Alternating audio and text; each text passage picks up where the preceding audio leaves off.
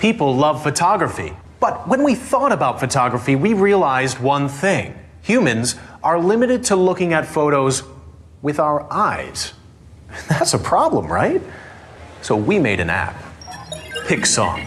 The first program that turns your photos into music if you want to do that for some reason. It puts the power in your hands. You get to decide why you need this. I can't tell you why you need this. It's not my job. Who is this app for? Maybe it's for students, or artists, or blind people. But can it turn your music into photos? No, it can't. Do you get to keep the original photo? No, it gets deleted. Always back up your photos before using PicSong. This is the Onion News Network. Got Telegram? You can follow our channel there and discuss show prep with other listeners at telegram.freetalklive.com.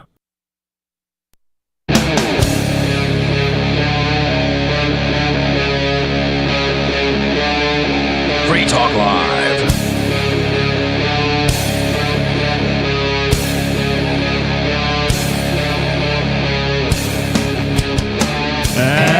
And we're back.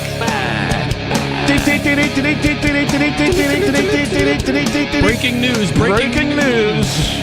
Fresh, hot off the presses. That's right. Your Panini Grill is going to give you the news. Yummy.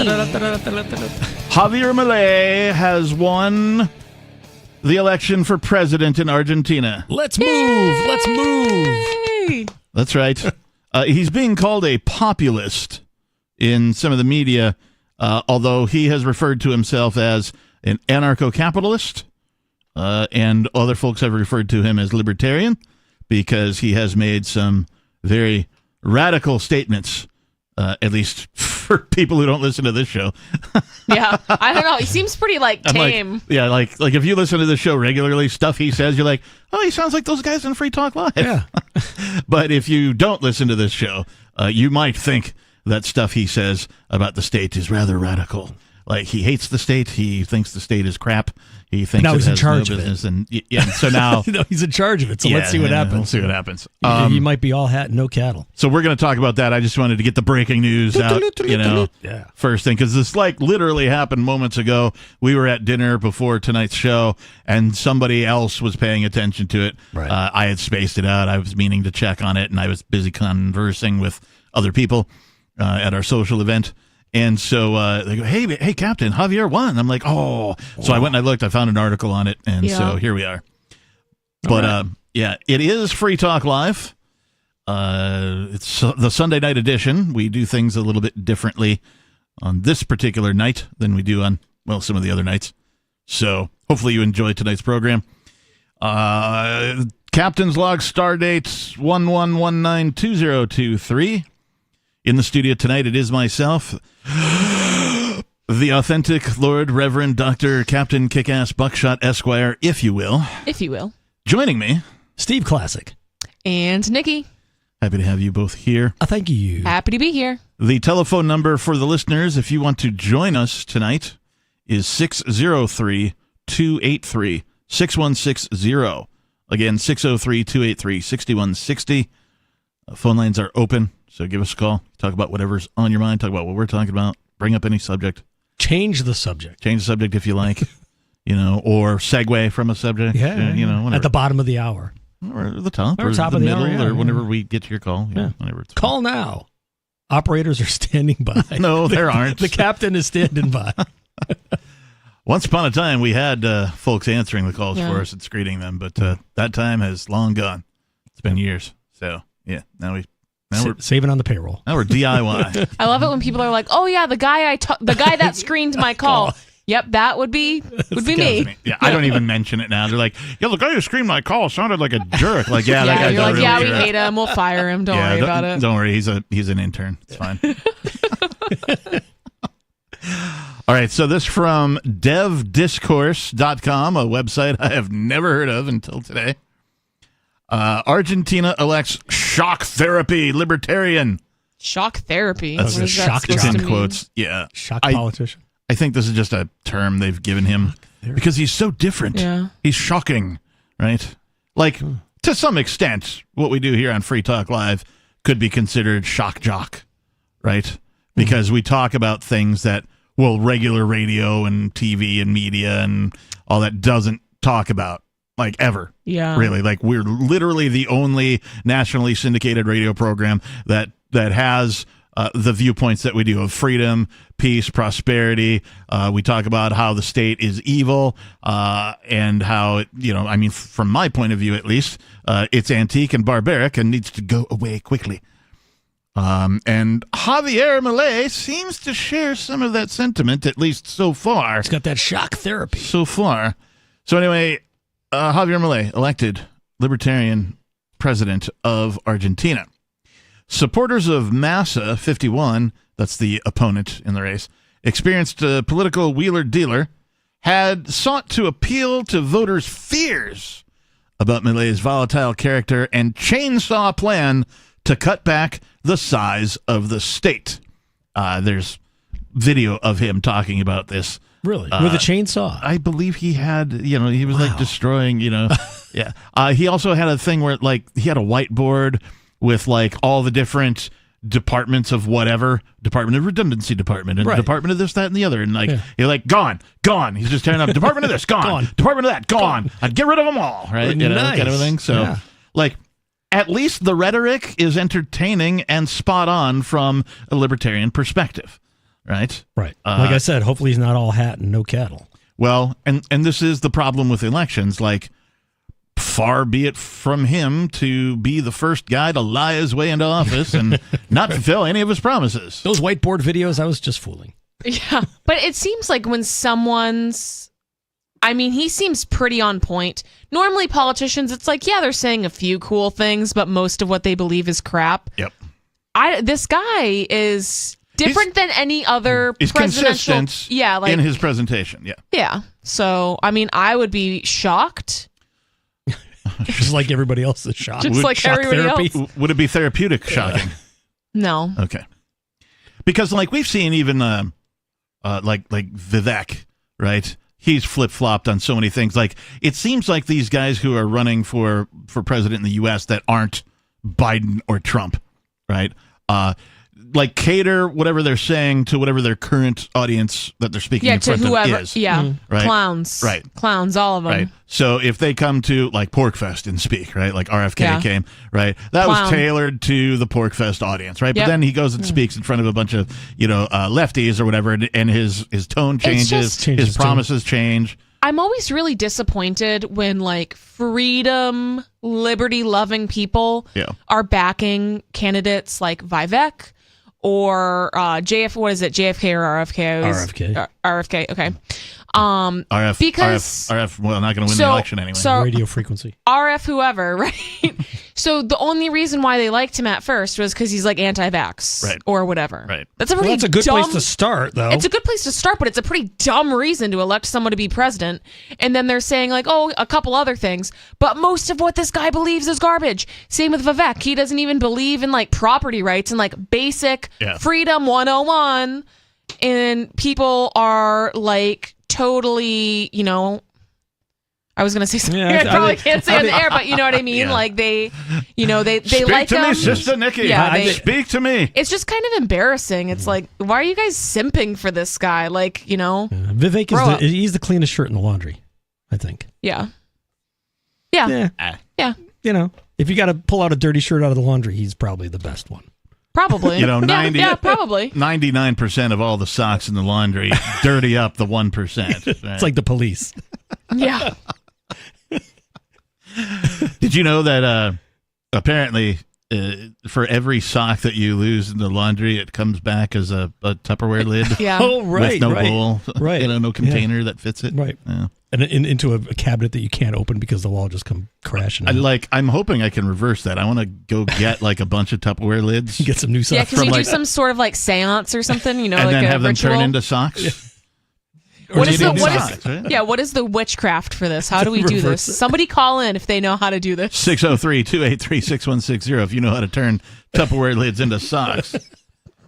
All right, so supporters of Massa, an experienced political wheeler-dealer, had sought to appeal to voters' fears as politicians like to do, as governments like to do. The only thing they do is stoke fear, really. And then, of course, follow through with the threats of violence and caging. Milei's policies scare me, says teacher Susana Martinez, 42, on Sunday after she voted for Massa. Argentina, however, elected libertarian outsider Javier Milei as its new president on Sunday, like literally moments ago, maybe an hour ago or something like that, hour and a half, was when the news got to us. So, I mean, this news is literally a couple hours old. Fresh. Tops. Yeah. They rolled the dice on an outsider with radical views. He grows his own food. Oh, you mean he doesn't believe in like hyperinflation and central banking and That's pretty radical. He doesn't want to start any wars. Radical views to fix an economy battered by triple-digit inflation, a looming recession, and rising poverty. Sound familiar? Yeah, he's only for That double. sure does. He's only for double-digit inflation. Yeah. The triple-digit has to go. Official results have not yet been released, but his rival, Peronist Economy Minister Sergio Massa, conceded in a speech. His candidacy was hampered by the country's worst economic crisis in 2 decades, while he has been at the helm. Milei is pledging economic shock therapy. Oh, yeah. His plans include shutting the central bank, ditching the peso entirely, slashing spending, and potentially painful reforms that resonated with voters angry at the economic malaise, but sparked fears of austerity in others.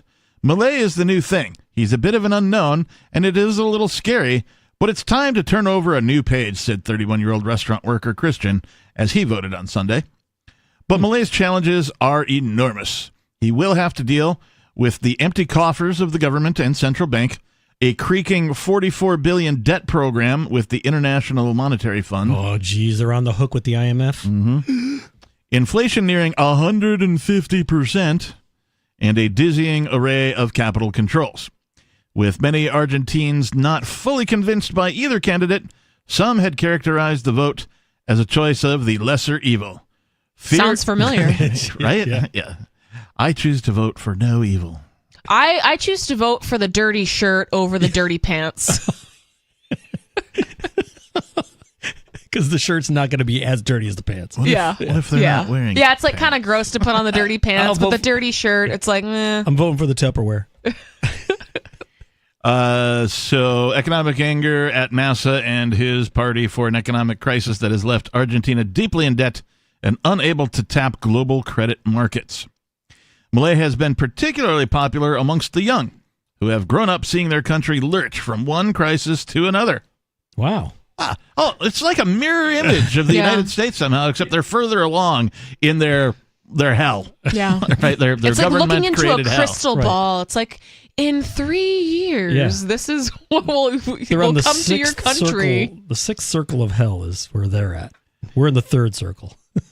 Quote, our generation is pushing the presidency of Milei to stop our country being a pariah, said Agustina Lista, 22, a student in Buenos Aires. Milei's win shakes up Argentina's political landscape and economic roadmap and could impact trade in grains, lithium, and hydrocarbons. Oh, lithium. The IMF probably loves that. Oh, you owe us money? We'll take your lithium. Got any solar panels? You mean gotta like put up? the pill form or the battery form? I think the battery Yeah, form. which one? The battery form. That's why they're pushing all this stuff. If you are prescribed lithium, right, for your mental health condition, Yeah.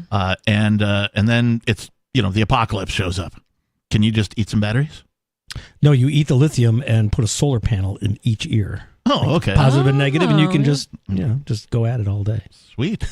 You're fine. Lithium You're will fine. last forever. Milei has criticized China and Brazil, saying he won't deal with communists Ooh, wow. and favors stronger U.S. ties. It's also socialist.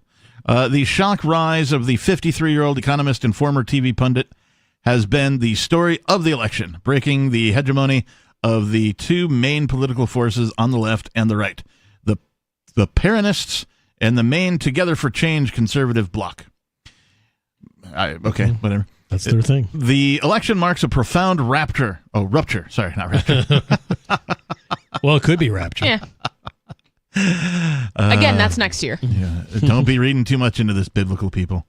The election marks a profound rupture in the system of political representation in Argentina, said Julio Birdman. That's right. What? Spelled with a U, though. An I. Cool. Birdman. Birdman. I'm Birdman. Tweet, tweet. Tweet it out.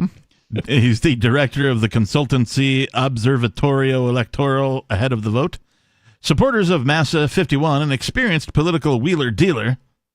I mean, but you're redundant. That sounds there. like a bad thing. Wheeler dealer. I mean, but so is... That sounds like you're a con artist or something, you know what I mean? He's a politician. He was a politician, Yeah. so, I mean, it kind of fits.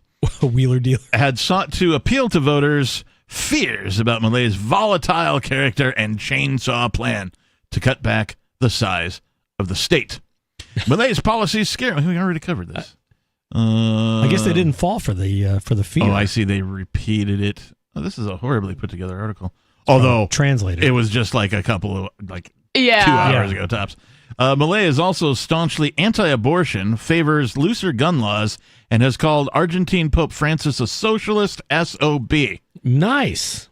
I like that. He used to carry a chainsaw in symbol of his planned cuts, but shelved it in recent weeks to help boost his moderate image. That's funny. That's where, because the story we covered on Wednesday was talking about how his supporters will dress up like him. They made masks of his face. His haircut. Yeah, they love That's his gotta be the new haircut. They were dressing up like lions because that's his thing. He's like the king of the jungle, I think he calls himself. Cool. And then the chainsaws, and we kind of never got an explanation for the chainsaws. So, yeah. I'm a lumberjack now, baby. Anyone familiar with Jackal, the band? No? Okay. Just look up, what is it? This is a chainsaw song. The right? Chainsaw song, yeah. They were great. They were famous for that. Chainsaw solo. Let's go to, we have a call holding. Let's see if we can bring them on. Unscreened caller, what's your name, please? You're live on the radio on Free Talk Live. Hello? Hello, caller. You're on the air. Turn down your radio. Yeah, turn your radio down, caller. Turn down your radio. All right, well, when you turn your radio down, maybe we'll bring you back. The captain continues. All right. After October's first-round vote, Milei struck an uneasy alliance with the Conservatives, which boosted his support. But he faces a highly fragmented Congress with no single bloc having a majority, meaning that he will need to get backing from other factions to push through legislation. Milei's coalition also does not have any regional governors or mayors. That may temper some of his more radical proposals. Long-suffering voters are likely to have little patience, and the threat of social unrest is never far below the surface. His backers say only he can uproot the political status quo and economic malaise that has dogged South America's second-largest economy for years. Milei is the only viable option, so we do not end up in misery, said Santiago Narea, a 34-year-old accountant. This story has not been edited by this website and is generated partially by a syndicated feed. Okay, very well. So, well, hey, give him a chance. I mean, the younger population, they've been suffering. They want something new. Let's go back to this unscreened caller and see if they've turned their radio down. Radio down. Hello, caller. Hey. Hey, what's your name? Are you talking to me? We are talking to you. Yes, you're live on the radio right now. Oh, my God. I'm so happy. I'm Sean. Hey, Sean. Where are you calling from? Hey, something sweet. Oh, that's cool. Yeah. I'm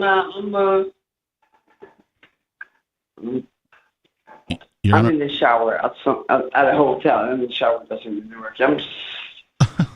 He's in the shower. Okay. Well. Yeah, but the guy that I'm with, he wants to stuff that I'm take a shower. All right. Maybe give us a call back another time. Thanks. I'm not sure what that was about, but yeah, try not to call us from the shower, and try not to cuss. We are a radio program, and so the FCC will take us off the air if you cuss. So we don't want that. So we took you off the air in a preemptive strike. Yeah. So also, it helps if you're not on speakerphone. Right? And if you have something of value to say. And are prepared to say it when we take your call. That's always helpful. Just a few pointers. Just talk radio things. Yeah. Anyway. 101. Any other thoughts about Javier? Oh, I was saying, it's good that the younger generation wants to give them a chance because they've grown up 20 years of, high inflation and, so. I wish the younger generation in the U.S. was leaning more this way. It seems like they've all been brainwashed by the public school teachers and like the college things. Yep. So Fluoride. they're like, no, we need and fluoride, and like all the other like crap. But it seems like most people my age and younger, so like 20s and teens, they think that communism and socialism, like that's what's going to save us, like universal health care. 24, what are you? 25, yeah. Okay. So it seems like it seems like a lot of people my age are like influenced by, like have European influences. So they're like, look at what they're doing in Sweden. Look at what they're doing in Norway. Like this is beautiful and awesome. But when you actually talk to people that live in those European countries that are more freedom minded and freedom oriented, they actually don't like universal healthcare. They actually don't like some of these things that are touted as being amazing. And, they call, this is free. In my country, this is free. Healthcare is free. This is free. That's free. Everything's free. No, you because... keep using that word. Yeah. I don't think you understand what that word means. Free cheese in the mousetrap, too. Yeah, so you have to pay for all of these things, but they're just being taken from you in a different way. Right. So obviously in those countries, taxation's a lot higher, but also the level of individual freedom... Yep. And economic freedom is a lot lower. You don't have certain rights to self-defense, and even so I work in medical, so I talk to a lot of people about whatever, like healthcare and stuff like that. Yeah. It's like a big it's something I'm interested in. So when I talk to people who want alternative forms of healthcare in those countries, they are, not entirely satisfied with the services they're being provided because they're like, listen, I don't want to, go to the hospital, or I don't want, if you want anything outside of the norm, if you want any like alternative natural health care, those things aren't going to be covered.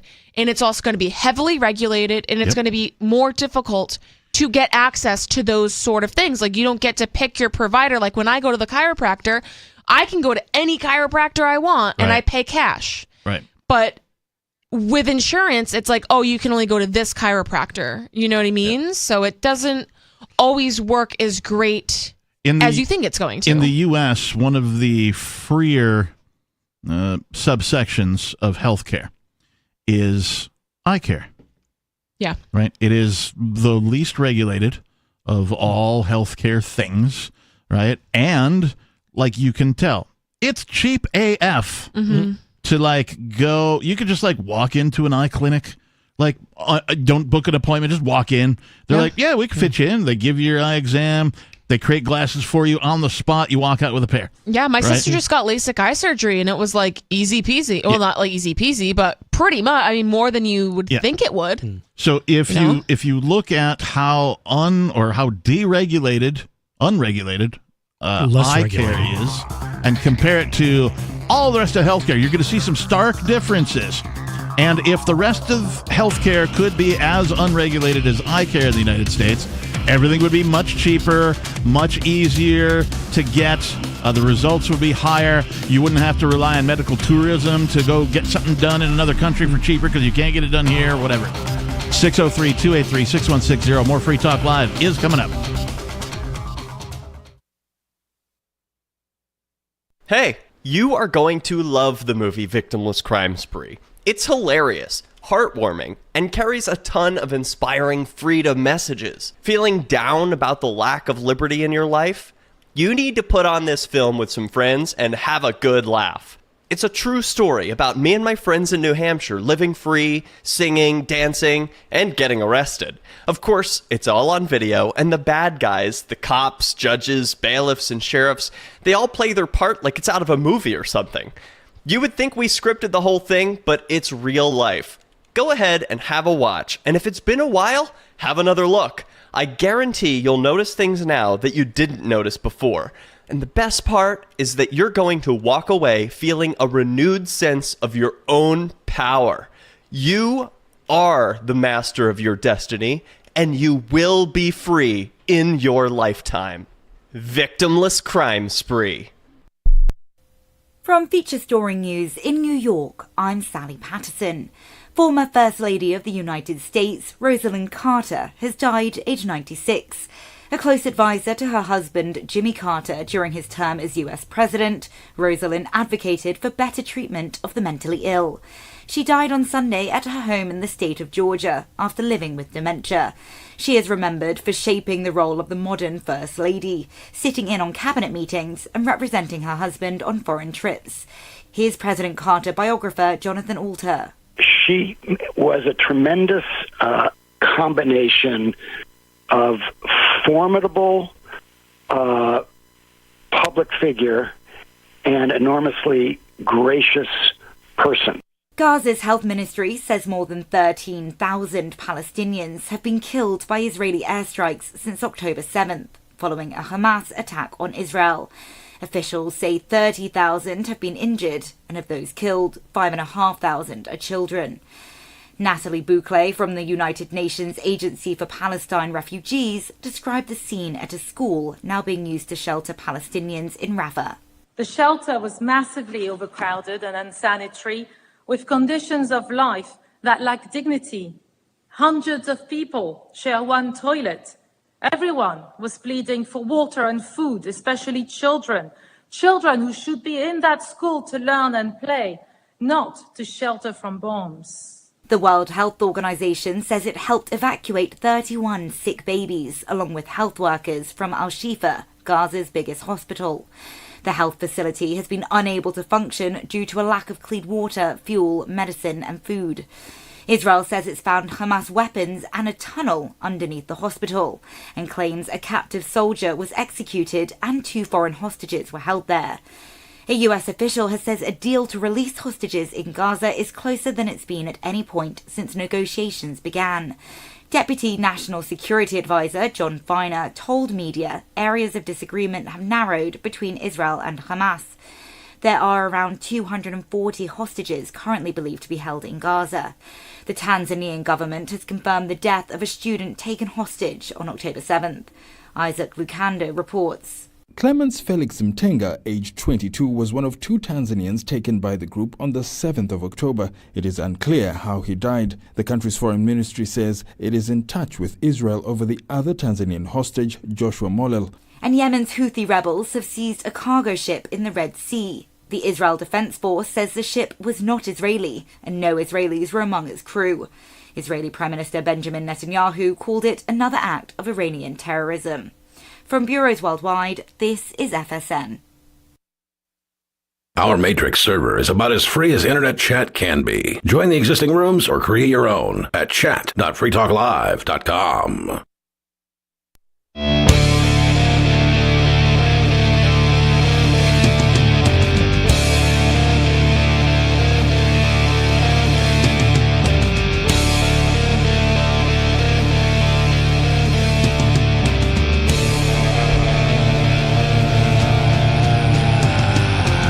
And we're back. It was really long. You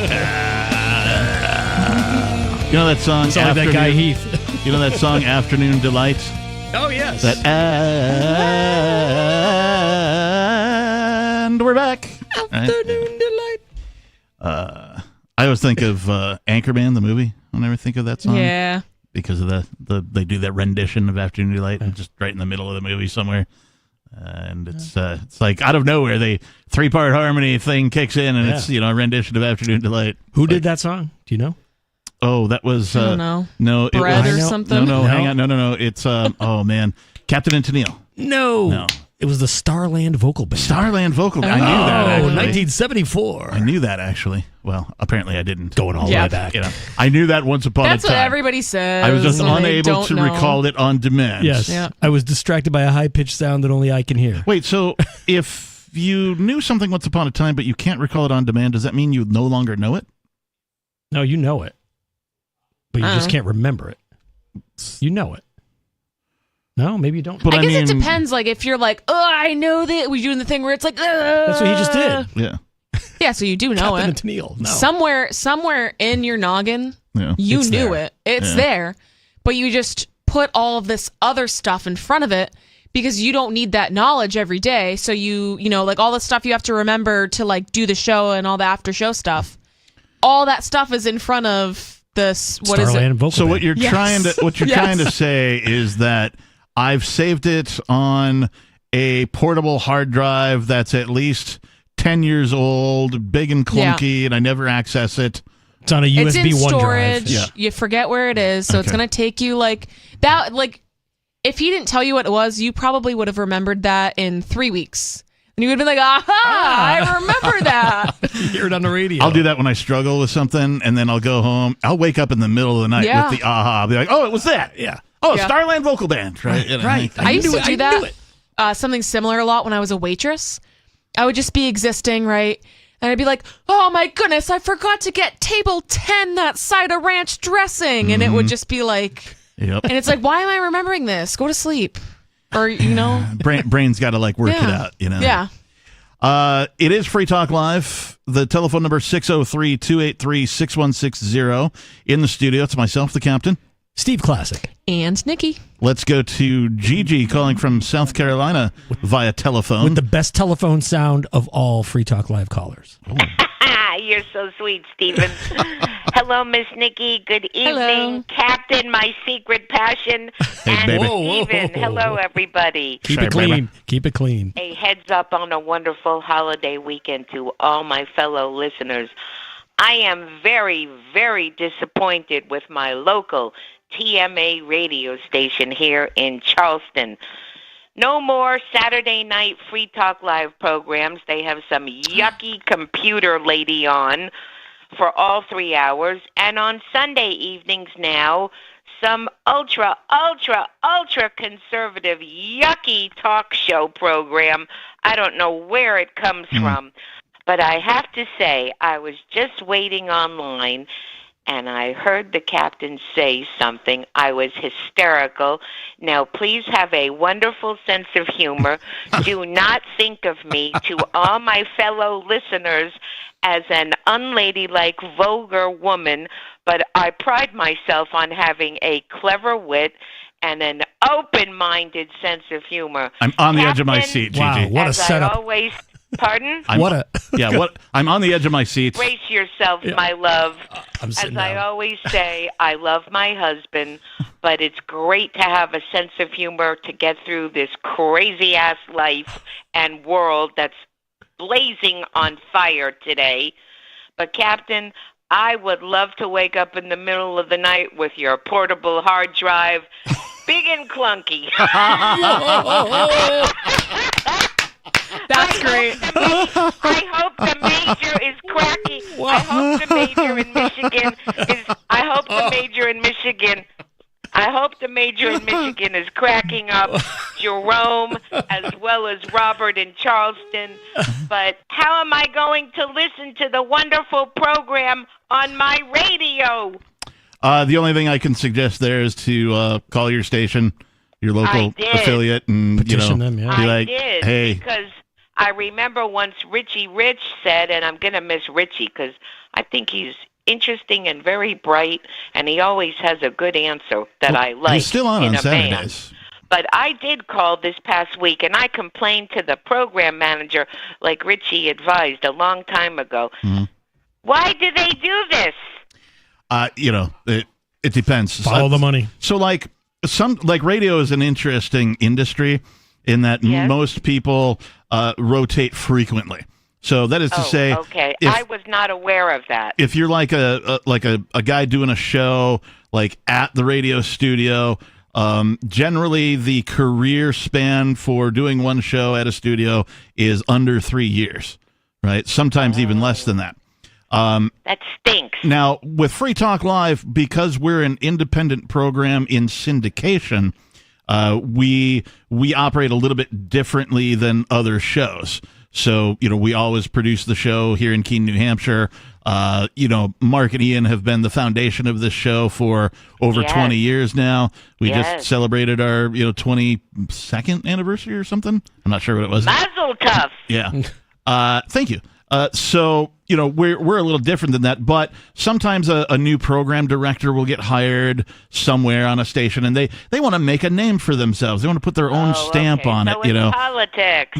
Generally speaking, or at least ladder climbing, that kind of a thing, where, like, if I got hired at a radio station as a program director, I'd make some changes to, like, get rid of the computer lady. That because when I was chairperson in a particular department at a university that I was teaching at down in South Florida, I did that with many, many new implementations, and it's exactly correct. I wanted to make a name and a reputation and establish myself as new, dynamic, creative, so I can understand that. Now, of course, my changes would be just to have Free Talk Live on 24/7 on whatever radio station, right? But that's me. Well, I do enjoy the BBC and NPR from time to time, sir. Indeed. But I wanted to share with you, because I've never mentioned it, I completed my Master of Arts degree at the University of Washington in Seattle. I loved living in Seattle. I did too while I was there until I sort of woke up to the evil of statism. And so I was busy in, heavy metal bands, playing guitar, partying, right? I had a day job, and my life was go to the day job, go to rehearsal, take care of, all the things I need to take care of in the rest of my life, play a gig or two on the weekend. Music at night. Yeah, play a gig or two on the weekends, and that was really my entire life. And then it was so beautiful living there geographically, and I loved the cultural diversity, different people from all over the world, especially at the university. Oh, yeah. I used to travel to British Columbia, the Cascades, down the Oregon coast, and for me it was a real treat. Go out to the San Juan Islands? Miami, and then I did my undergrad at UCLA and UC Santa Barbara. So Seattle was just gorgeous, and I have very, very fond memories. Me too. I loved it. It is one of the most gorgeous places on the planet. Of course, it has to be sunny for you to realize that.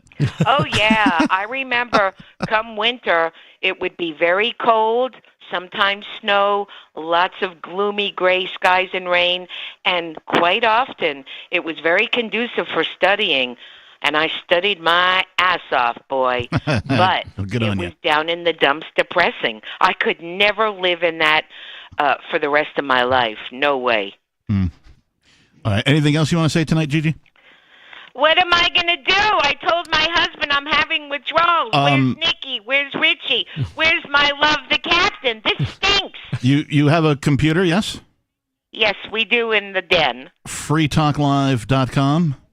If you go but I don't want to sit at the computer. On your phone. Like to lay down in my bed in the bedroom and put the radio on and listen and relax and enjoy. And I love listening to Nikki. She's an educated professional woman with an open mind. I appreciate that, Gigi. Thank you. There are I've always said that. There are a number of resources at freetalklive.com. So we have a call-in line. So most cell phone plans don't charge long distance anymore. So you basically just dial a number and it'll play the show during 7 to 10 p.m. We also have a stream right there on the website in a variety of what we call I never formats. thought about that. I could do it on my cell phone. I mean, I've used the Free Talk Listen line, and I can give you the number. I could do that. Yeah, the number is 641-793. Oh, you got I it. now am aware of that option, which is good to know. But one thing I have always enjoyed about this program, the diversity of topics, the diversity of perspectives by the hosts and the callers who come in. It just reinforces my strong feelings about free speech, and I really love that about this program. Awesome. Well, Gigi. Before I called you guys, I heard something on the news about demonstrations at NYU, Harvard, MIT, and Sydney, Australia, with people from different backgrounds demonstrating and expressing themselves saying, "Burn the Jews." So I looked at my husband and I said, "Here we go." And I got to say, I don't like it. It makes me very uncomfortable. It's exactly why my mother's family had to leave Vienna. Mm-hmm. However, I still say, thank goodness some countries permit that, because I don't like what they're saying, but I will support their right to say it. And you want to know who those people are. If someone doesn't like me, girl, I didn't even think about that. That's an excellent point. They're telling on themselves. So I say whenever somebody is being racist or hateful, I didn't even think about that. Yeah, no, I think it's very important. Perspective. And the Yes, other ma'am. thing about that is when people aren't allowed to speak their mind and when they're ostracized or whatever, it's worse. It does. They have to go underground. Yep. And then they're kind of surrounded by this sort of echo chamber. And we've even seen that with some of the like neo-Nazi groups and stuff like that. Yeah. Because Or you then tell a normal conspiracies person. turn up every corner. Yeah, you tell a normal person that you're like, oh, identify as a Nazi. And, the majority of people are going to give you a funny look or maybe even like kick you out of their house, right? So then they have to go. And and it's hard because obviously, like, I don't want to be friends with somebody like that. Right. But if they are not allowed to speak that way or think that way at all, they will go underground. Saying, yeah. And I concur with you. Yeah. And I didn't even think about that perspective. So, touche to you. Hey, Gigi, thank you for the call. We appreciate you. 603-283-6160 if you'd like to join us. It is very important to know where the a-holes are. Yeah. Right? That is, more important. That's probably the most important part of freedom of speech.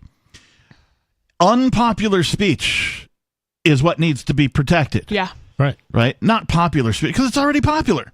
Right? Everybody's like, oh, yeah, that's the popular viewpoint. It's always going to be protected, right? So, everybody is, okay with it because it's popular. It's the stuff that's unpopular that needs protection. And so if you are a free speech absolutist, which sounds like Gigi is, and I profess to be that as well, the number one benefit is to know where the a-holes are. Right. Yeah. Because they will let you know, hey, I'm an a-hole. I'm over here. Mm-hmm. I produce a-hole paper. I produce a-hole podcast. I produce, whatever it is, right? They're going to let you know. Some people think I'm the a-hole. And so because I'm doing this, they're like, okay, well, I know where that guy is. Right? Yeah. So there's a phrase that gets used a lot that hate speech is not free speech. And I disagree with that. Yeah. Because even though it might be hateful or it might be racist or homophobic or whatever. But who decides what hate speech is? That's a good question. What if you hate pumpkins and I start talking about pumpkins? You hate pumpkins. the smashing Or pumpkins. obviously, like the racist people aren't going to think that, they're like, nah, it's cool. How is this hateful? Like, this is just true, right? But then everyone else is going to be like, no, that's hateful. But they still deserve the right to say those things. Yeah. And so, if somebody either, we'll say, is elected or somebody's put in charge of determining what is and isn't hate speech. Yeah. Right? Well, that's just opinion. It is just opinion, yeah. Right? So, all of a sudden, that's, I believe what they call in the political arena, a slippery slope. Yeah. Right? Because now there is somebody in charge of deciding what hate speech is or isn't. And so, like you said, the word pumpkins, right? Yeah. Could be like, nope, that's hate speech. Right. He hates pumpkins. You can't say pumpkins, right?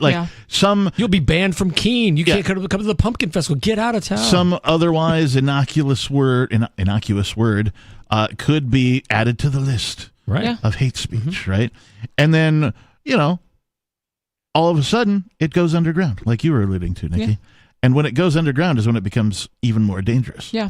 And also, the popular thing, or whatever the majority is touting, isn't always, just and ethical and right. Like, let's visit Poland in 1938, right? What were that? They were being incredibly racist. They were putting Jewish people in jail. And that was a big thing in many countries in Europe. An entire, World War II was fought over this. Yep. So, but that was the majority. The majority of the people in Poland and in Germany were allegedly believing in this thing. The government was touting this thing and was putting out all this propaganda and was making this the norm. Yep. So just because the government is saying like, no, this is an okay thing to believe in and this is what we're going to do, or just because the majority is thinking this thing does not mean it's ethical, and it does not mean that it is the right thing to be doing. Yeah. I mean, we've seen this before. Can you name a time when the majority decided something and was correct? Maybe. The sky is blue? Like, I don't know. Eating turkey on Thanksgiving? Maybe Yeah, that's the majority. yeah. That's a good thing. Yeah.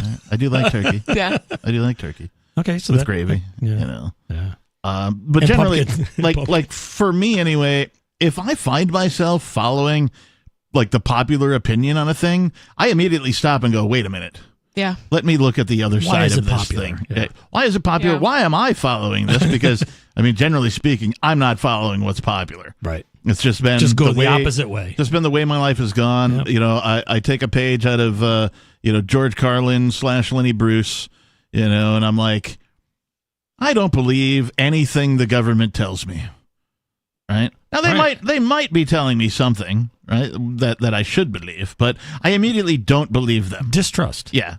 Like that's the first place that I go. Right. Or whatever they call a bill. It's just the opposite of what they call it. Whereas like the majority of people, they're like, you know, watch a television newscast and there'll be some politician up there going, okay, well, here's what's happening and why it's happening. And this is why we're doing it. They go, oh, okay, that must be why we're doing it. Well, that's why they use the word officials. Right. Officials said that, they're official. I go the other way because that's where people get into trouble by believing all the propaganda, by believing the liars calling themselves politicians who want one thing and one thing only, and that's more for them and less for you. They want more control over you and more money for themselves. They want to they want to war with other nations, but they're not willing to put their own life on the line. And that to me is the largest crock of S I have ever heard of. In fact, the fact that human beings allow this to continue is a big crock of S as well. Because if I have a problem with you, Steve, and, you know, maybe it turns to violence, right? I hope not. Well, okay, but let's just say it does. Like, I'm going to duke it out with you. I'm not going to go hire, like, you know, 10 other guys to, you know what I mean? Like, Yeah, don't get me involved with it. I really want to kick that guy's ass, but, like, I'm not willing to do it myself. Right? Well, then don't, right? Like, I mean, it just makes no sense. So, like, all of these presidents, all of these leaders of these countries, these monarchs, these dictators, whatever they are, however they got into power, if their entity is dropping bombs on people, then they are the ones who have no balls. Right. They are the ones who are the sickest people on planet Earth. Right, put them up in a plane and, like, you pull the lever and drop those bombs. Yeah. How about you fly over, put on some gear, get yourself a rifle, you know, go start taking care of business yourself, right? If it's so Lead important by example. to you, yes, yes. So anyway. Reminds me of that Black Sabbath song, War Pigs. In what way? Because that's what they're talking about in the song. The politicians waging wars using other people like pawns in chess. Bingo. Right. Yes. So. And that is what they are. They are war pigs. If you support, like, I've heard way too many people say things like, I just bombed the whole Middle East. Turn the whole thing. Really? Turn the whole thing into a parking lot. Right. Yeah. No, I'm like, people live there. I'm like, I have no problem with the people living in the Middle East. What I have a problem with is the governments. Right? That's the problem. Because people can figure out how to cooperate and get along. Right. Right? They really can. Yeah. You know, open your door, talk to your neighbor. If you figured out how to get along with your neighbor, even I if have. they can't, let them duke it out. You know what I mean? Right. But, like, once you bring it to this mass scale where you have entire countries or these politicians that are representing an entire country waging a war against another country. Yeah. You know, if you just kept it, like, let's think of like a tribalism, right? Mm-hmm. So you, like, Native Americans, right? There's different tribes, and if they had an issue, they would either talk about it, you know, pass the peace pipe, or they would fight. But on a smaller scale, right? But now that we have these giant countries and there's so many people involved and there's money and resource and like oil and things have gotten so overly complicated. Yeah. And half of the people in the military don't even know what they're actually fighting for. Right. They're told these lies, and it's like, oh, well, we're the good guys. They're doing bad things over there, so we're gonna kill a bunch of people, and it's gonna save a bunch more people, and so they're told these lies, and really, it's like, no, we're fighting this war over, poppy fields and lithium oil mines. and lithium and all this other these resources and money and they become mercenaries for the bankers. Yeah. Right? Is literally what it is. General Smedley Butler, for those of you servicemen and women out there who are thinking, oh, these guys are insulting me and my service and my military career, blah, blah, blah. Read Smedley Butler. Read. Go. Right now. Do it. Go. Read Smedley Butler.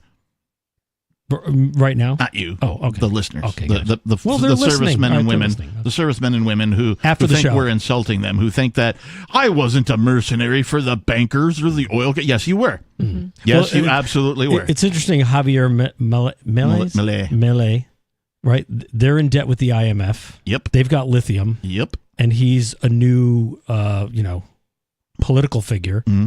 I wonder how long before terrorists start popping up in the streets of Argentina, where we have to go there and squash that, right? And get them on the hook for more debt and take their lithium. Yeah. It just sounds like a setup. It does in that way. I hadn't thought of that until you just mentioned it right now, but that does seem like something that the United States would do, particularly because I would prefer that Milei wants to move Argentina onto something like cryptocurrency. Or like El Salvador, some sort of gold-backed hopefully currency. Wasn't he talking about moving them onto the dollar? He wants to move because right now, compared to the situation that they're in, the dollar is probably the most stable out of all of the other state-based currencies that they could choose. It's the cleanest shirt in the laundry. Yeah, right. It's the dollar. It's all terrible. It all has to get washed. But it's still blood money. It's still oil money. It's still banker money. Yeah. Right? It's not people's money. Cryptocurrency is people's money. It was created by people. It was released into the wild by people for people. And that's why Satoshi Nakamoto is a mysterious figure. Because he knew, or they, whoever Satoshi Nakamoto is, knew that if the identity or identities of the people who created Bitcoin were revealed, that they would be immediately murdered by every government on planet Earth. 603-283-6160 is the number if you'd like to join us. Hour number 2 of Free Talk Live is coming up.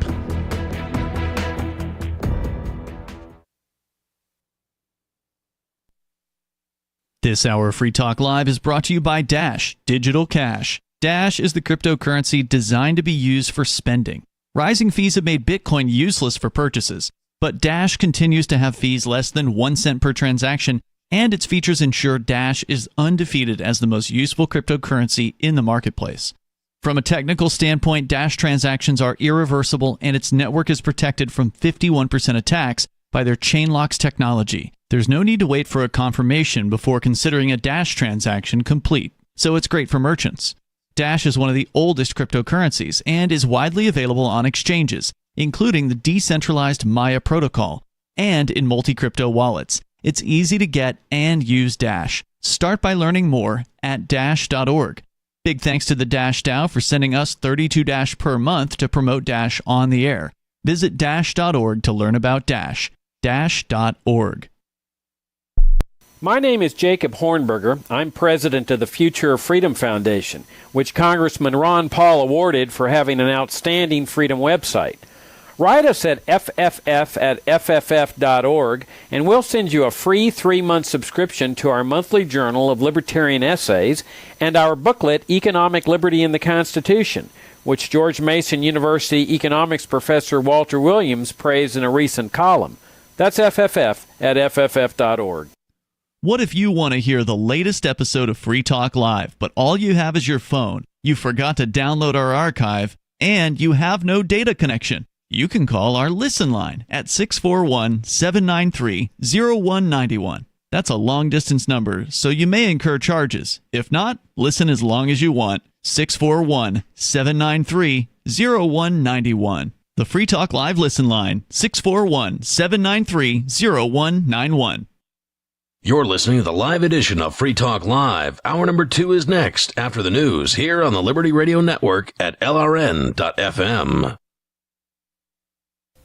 From Feature Story News in New York, I'm Sally Patterson. Former First Lady of the United States, Rosalind Carter, has died aged 96. A close advisor to her husband, Jimmy Carter, during his term as U.S. President, Rosalind advocated for better treatment of the mentally ill. She died on Sunday at her home in the state of Georgia after living with dementia. She is remembered for shaping the role of the modern First Lady, sitting in on cabinet meetings and representing her husband on foreign trips.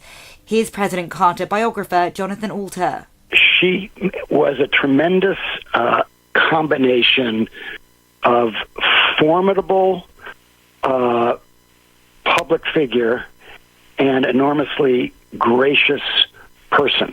Gaza's health ministry says more than 13,000 Palestinians have been killed by Israeli airstrikes since October 7th, following a Hamas attack on Israel. Officials say 30,000 have been injured, and of those killed, 5,500 are children. Natalie Bouclet from the United Nations Agency for Palestine Refugees described the scene at a school now being used to shelter Palestinians in Rafah. The shelter was massively overcrowded and unsanitary, with conditions of life that lack dignity. Hundreds of people share one toilet. Everyone was pleading for water and food, especially children who should be in that school to learn and play, not to shelter from bombs. The World Health Organization says it helped evacuate 31 sick babies, along with health workers from Al-Shifa, Gaza's biggest hospital. The health facility has been unable to function due to a lack of clean water, fuel, medicine and food. Israel says it's found Hamas weapons and a tunnel underneath the hospital, and claims a captive soldier was executed and 2 foreign hostages were held there. A US official has said a deal to release hostages in Gaza is closer than it's been at any point since negotiations began. Deputy National Security Advisor John Feiner told media areas of disagreement have narrowed between Israel and Hamas. There are around 240 hostages currently believed to be held in Gaza. The Tanzanian government has confirmed the death of a student taken hostage on October 7th.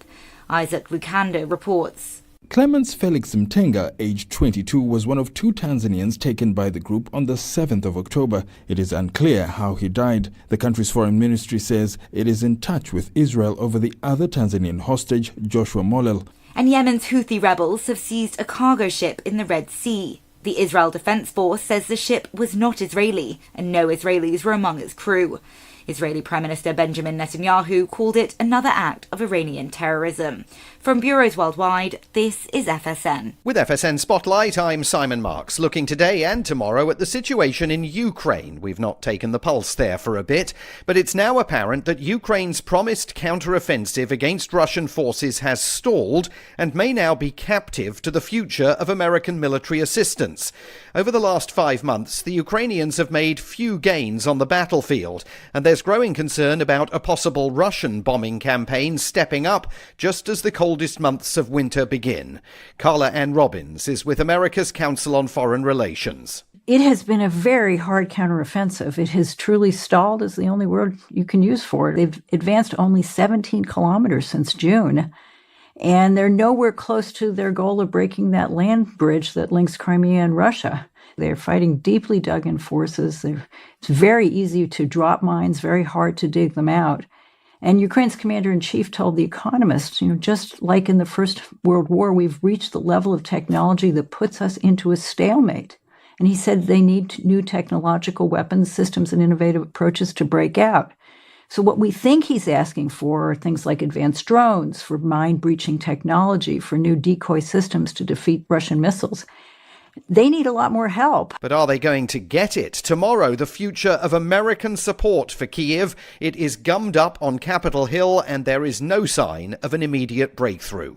To recap the top stories, former First Lady of the United States, Rosalind Carter, has died aged 96. Gaza's health ministry says more than 13,000 Palestinians have been killed by Israeli airstrikes since October 7th, following a Hamas attack on Israel.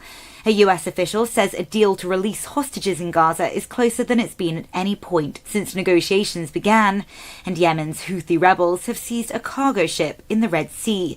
That's the latest feature story news. Sally Patterson reporting.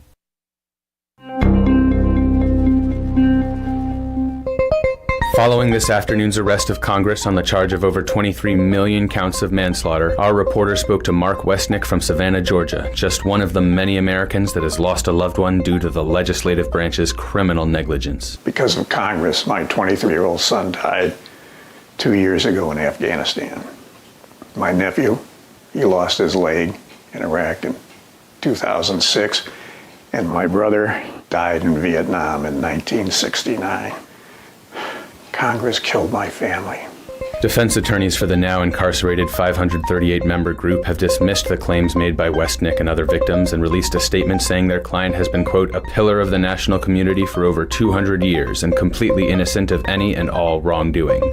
Keep checking theonion.com for more as this story develops. This is the Onion News Network. You can stick it to the man and big tech. Join our FTL social mastodon at social.freetalklive.com.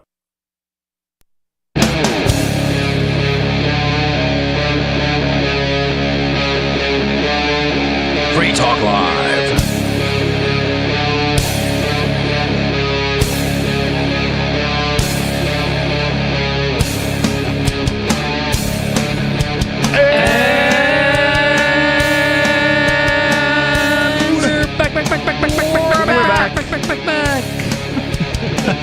We're chickens.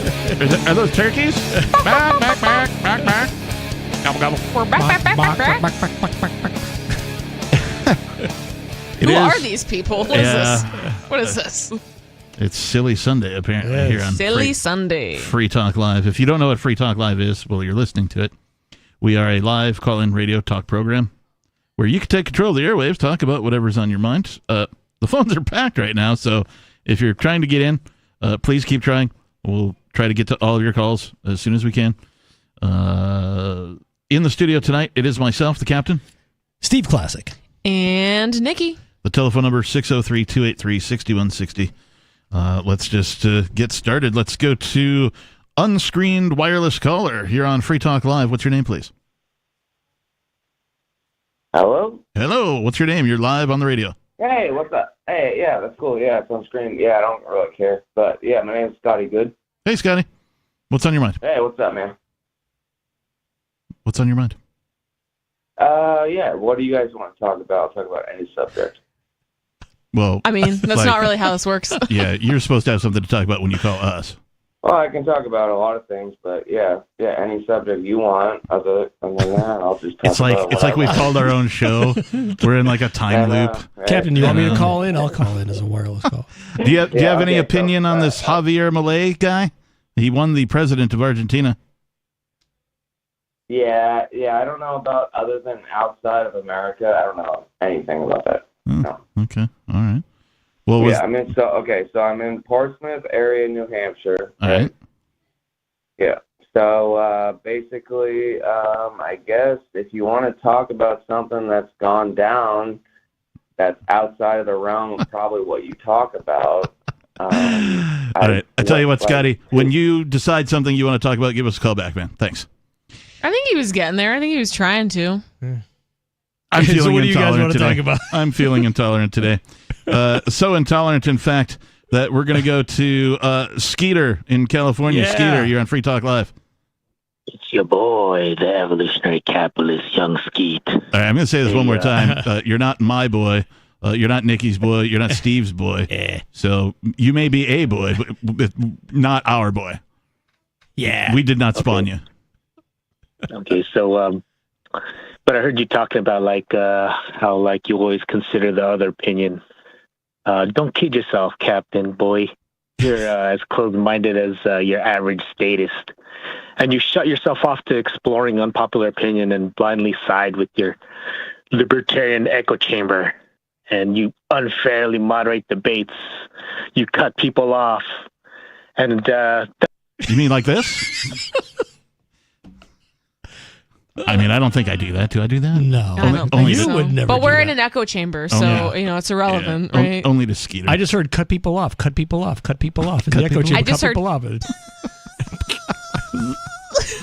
Yeah. Yes. Free Talk Live, where Somebody get the bug zapper. Where's the that tennis racket? where you can call in and insult host of your choice. Imagine that, like he has this time, right?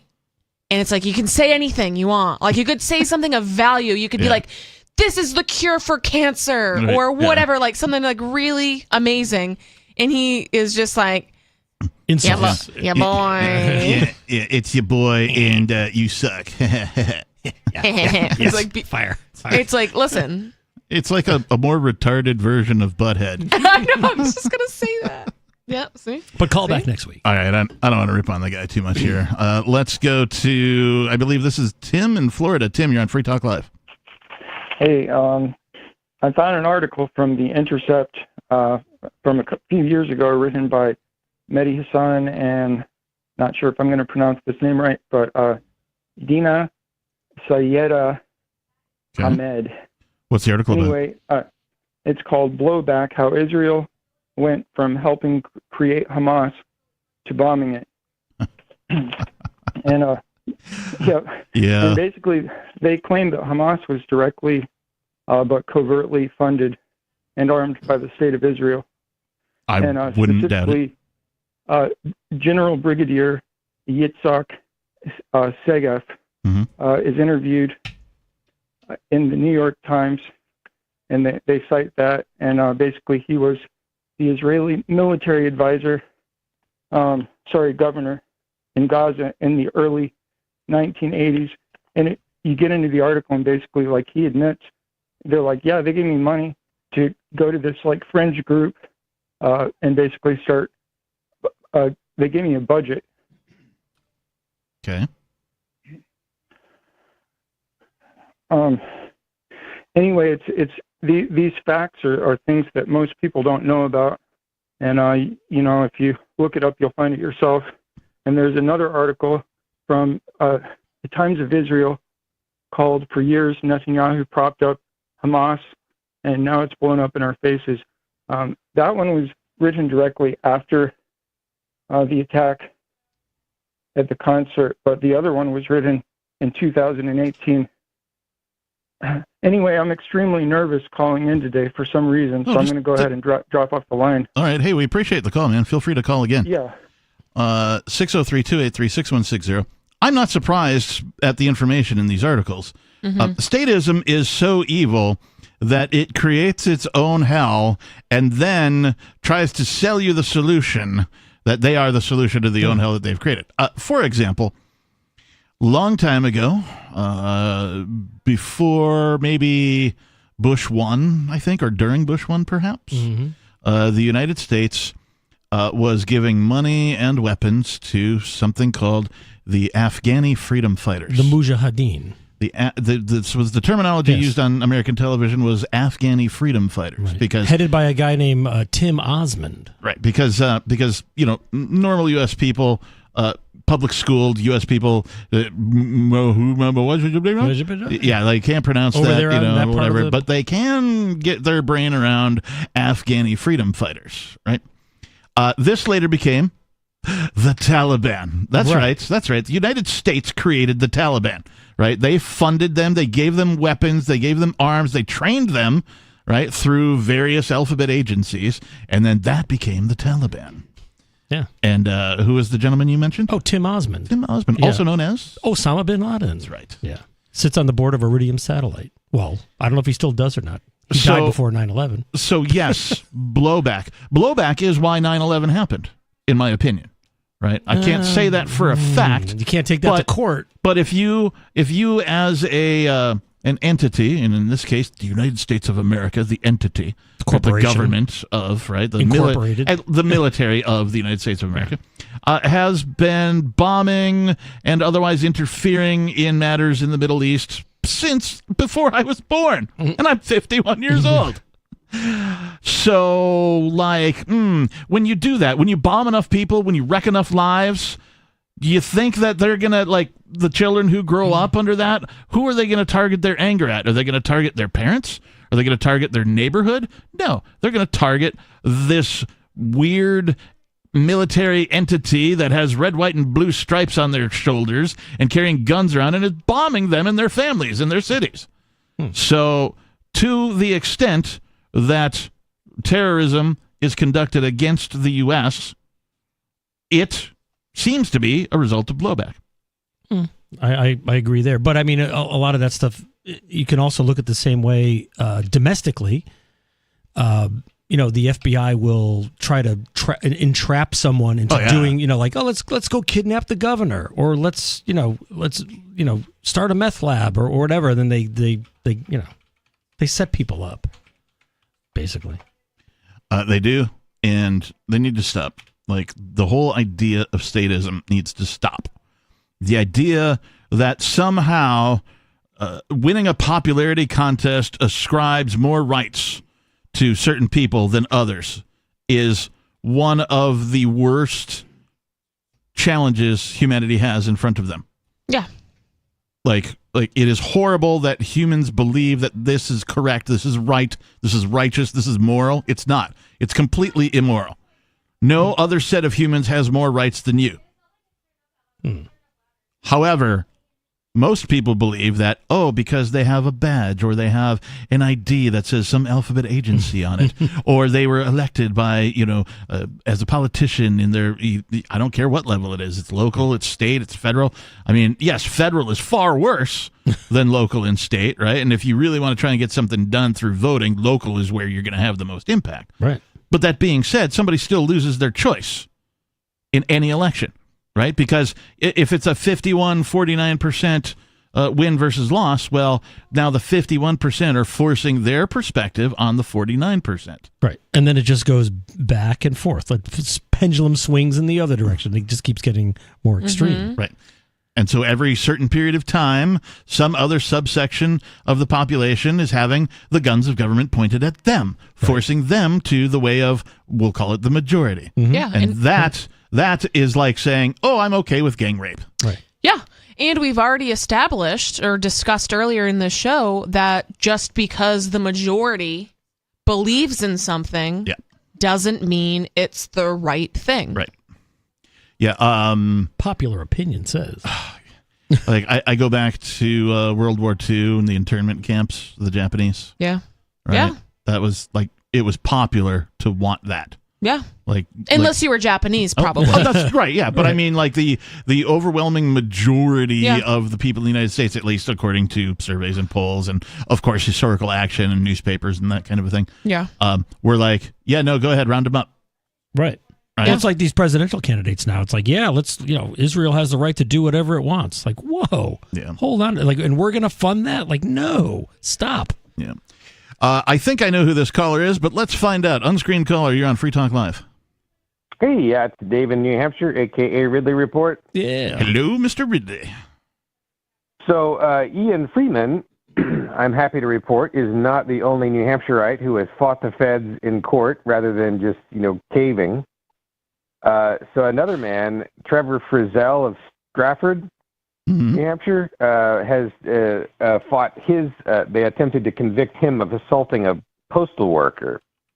Really?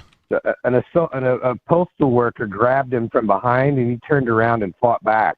Okay. So they took him to trial, tried to give him 20 years. That's crazy. Are postal workers like cops now? That sounds like such a strange thing, right? Like, I couldn't imagine being physically assaulted by the mail. I mean, I'm sure it might have happened, but I couldn't imagine being physically assaulted by the mailman, right? I think they're just a domestic spy agency. So they might be driving around in their cars. Like, I remember, and I bring this up frequently, but I'm going to bring it up again. I remember way back in the day before active shooter, the phrase existed. Before mass shooting, the phrase existed. I remember there being at least one mass shooting that I remember, and it spawned a catchphrase that is still around today, albeit mostly amongst the older folks. It's called going postal. Oh, yeah. That's right. That's where this all started. It didn't start with like somebody showing up at a movie theater or a school playground or going into a hospital or whatever it is. It started at the post office, right? And so the term going postal was invented to be like, dude, chill out. Don't go postal on us, man. Right. And it was a postal worker or some random guy? Yeah, no, it was a postal worker. It was a chain of events. Yeah. So anyway, Dave, go ahead. So the story begins with this guy was going. They pulled that trick, where they come up to your door. Oh, you're not home? Well, we're going to hold your mail hostage at the post office, And so the guy goes to the post office to try to get his mail. And he's like, oh yeah, we don't have it. It's still in the truck. And we close at 4. He's like, well, I work every day. How do I get here to ever pick the thing up? And so they credit the post office gets arranged. Okay, here's where you can find the mail carrier, and you can pick it up from him directly at the Jeep, right? Mm-hmm. So he goes there, finds the guy, and the guy won't give him the mail unless he jumps through some hoops. I guess he wants him to show, to use a key on something, and so the guy sees his package right there in the back of the van or whatever, and he just kind of goes and gets his package. Right, is my understanding, and that's when the guy grabs him. So the reason this shouldn't have been taken to trial, though, at all in the first place, is because the postal worker, I guess, had a history of problems. Right, so he'd been he was going postal. Yeah, and he changed his story a bunch of times already before really before the trial and everything. So the Fed should have just saved this victim of their wrath, any more of their wrath, right? But the prosecutor, just like a robot. Well, we don't really care if we damage this guy's life and end it with attorney's fees. We're just going to keep at it. Anyways, but it went all the way through the trial process, 5-day trial. He chose to fight it, and he won. Yeah, that's really unusual. That's awesome. Yeah. Kudos to his attorneys. I'm sure that it cost him a whole bunch of money. I'm sure that it cost him a whole bunch of time to fight this thing. Hopefully he can find, some sense of relief in having won. Hopefully he can figure out some way to, recover some of that money since he won. I hope he gets his mail. Yeah, and hopefully gets that package. His mail service doesn't suffer as a result. But, they also say you should believe what you see, not what you hear. So I hear bad things about the post office, but let me tell you, I've had plenty of the same problems. I know not to assault them, even in retaliation. Yeah. They're always doing that to me, holding my stuff hostage at the post office. And my dad has had a lot of problems with them too.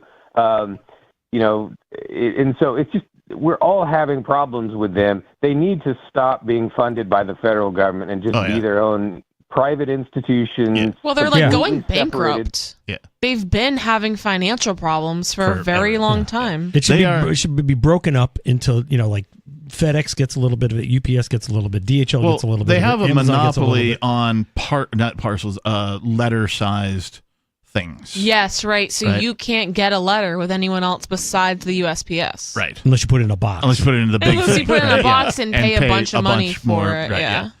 Now, so, you're right. It would be absolutely easy for other entities to absorb what the post office is doing, but it's this pseudo-government agency. We did a story maybe last year, maybe a little more than a year ago, about the post office has hired people to monitor your social media.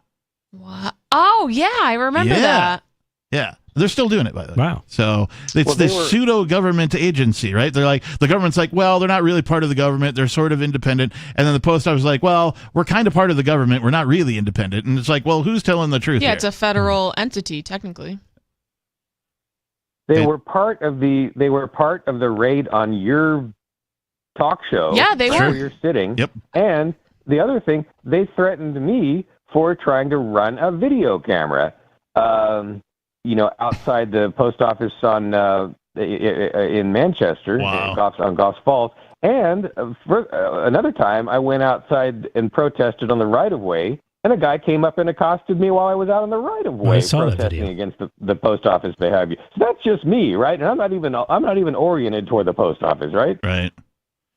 Yeah, this happens not only with postal workers, but with, really anybody employed by a government entity, right? They have this, I don't know, this self-righteous attitude because they think they have power. Yeah. Right? They're like, well, I work on the Parks and Rec board, and I will blah, blah, blah, right? Because they that's all the power that they have is that's the only thing that they can exercise in their life to make them feel like they're, on top of it or whatever, right? Well, so a good example is like watch Press NH Now videos of him going into the post office, and people go crazy. He's got a camera. Yeah. Or a town hall. It's like, well, you people I'll turn my camera off when you turn all your cameras off. Right. And they don't know how to do it. So he flips it on them. And basically, he's in the right. Yeah. Yeah, Press NH is great. Breaking the flaw, too. Those guys, these First Amendment auditors are pretty great. I'm sorry, go ahead, Dave. Oh, and by the way, that last guy who accosted me was also a postal worker. Going postal. Color me surprised. Yeah. Did you know that it is impossible for you to not receive mail at your house? Like the best you can do. No. To like if you just don't ever want to receive mail from the post office, you can't turn them off. The best you can do is put it on pause for a period of time, like you're going on vacation. Like, I'm going to be out of town for like 4 weeks. You go online or you go to the post office, fill out a thing. Like, I'm going to be gone from this date to this date. Yeah. But there's a limit to I think it's a 4-week limit or something before and that's it. After that 4 weeks expires, you will begin receiving mail. I know this because I was a victim of identity theft. I was living in an apartment and, they get the big row of, 100 mailboxes or whatever. And some guy had come by and just opened willy-nilly every mailbox that he could and stole people's mail. And then, tried to defraud people out of stuff, right? They got a hold of some paperwork that I had from the unemployment office that contained my social security number, my address, my spelling of my slave name, everything proper, all that kind of stuff. And they attempted to open some credit cards in my name, which they quickly found out they couldn't do it because my credit sucked. Yeah, you're like, sorry, you're ripping off the wrong guy. So, having crappy credit can be a self-defense move. I didn't intend for that to happen. It just was the case. It just worked out. When I was younger anyway. And so I get this certified letter, right? Like the postal guy knocks on my actual apartment door because you got to sign for this thing, registered mail. And so I'm like, oh, okay. And I open it up and it's a copy of the stuff that this guy stole. Turns out this guy's name was Charles Berry. So the tale is Chuck Berry stole my mail. Right?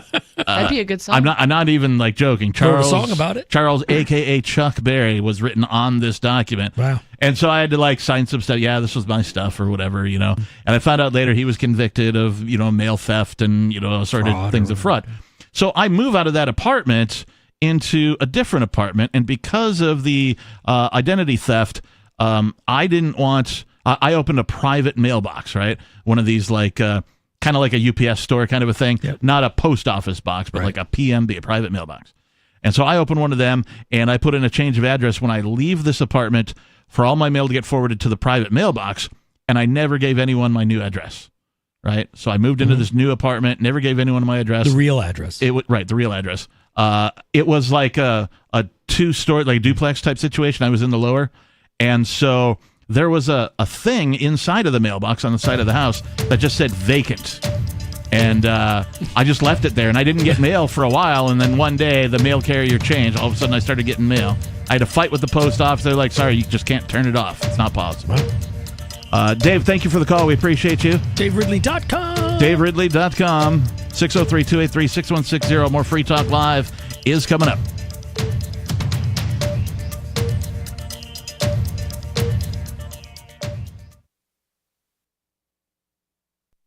On Free Talk Live, we're bringing people to the ideas of liberty every day. From wrestling superstars like Glenn Jacobs. You guys really are having an impact, I believe. Like I said, a lot of where I am now is due to listening to Free Talk Live. You changed my mind on some very important issues years ago. To random people tuning in on the radio.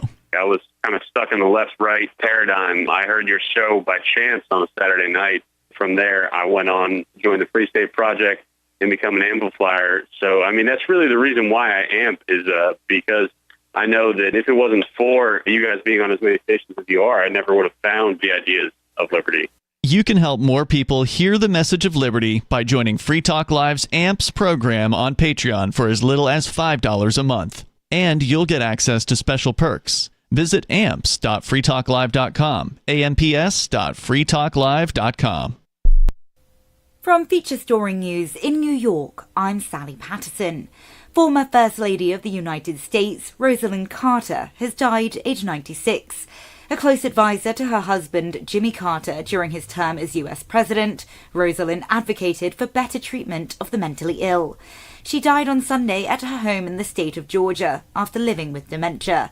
She is remembered for shaping the role of the modern First Lady, sitting in on cabinet meetings and representing her husband on foreign trips.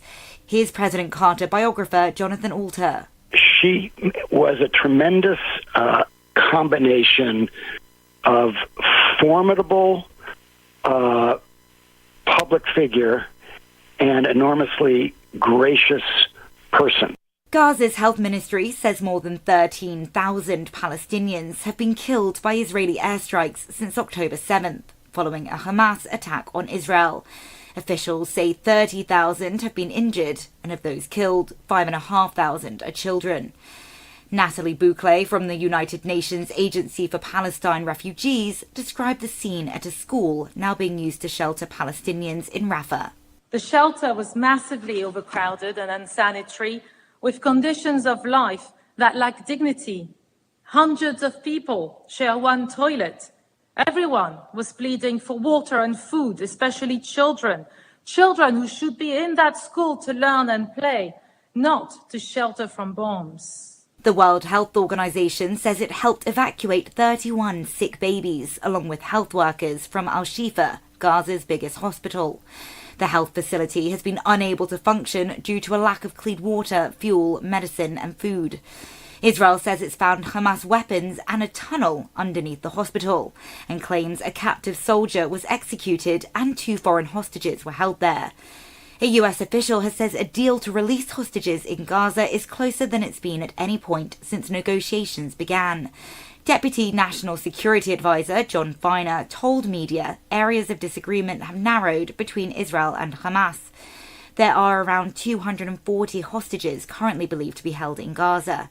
The Tanzanian government has confirmed the death of a student taken hostage on October 7th. Isaac Lukando reports. Clemens Felix Mtenga, aged 22, was one of 2 Tanzanians taken by the group on the 7th of October. It is unclear how he died. The country's foreign ministry says it is in touch with Israel over the other Tanzanian hostage, Joshua Molel. And Yemen's Houthi rebels have seized a cargo ship in the Red Sea. The Israel Defense Force says the ship was not Israeli, and no Israelis were among its crew. Israeli Prime Minister Benjamin Netanyahu called it another act of Iranian terrorism. From bureaus worldwide, this is FSN. Don't miss a moment of Free Talk Live. Get our archives daily via our podcast at feeds.freetalklive.com.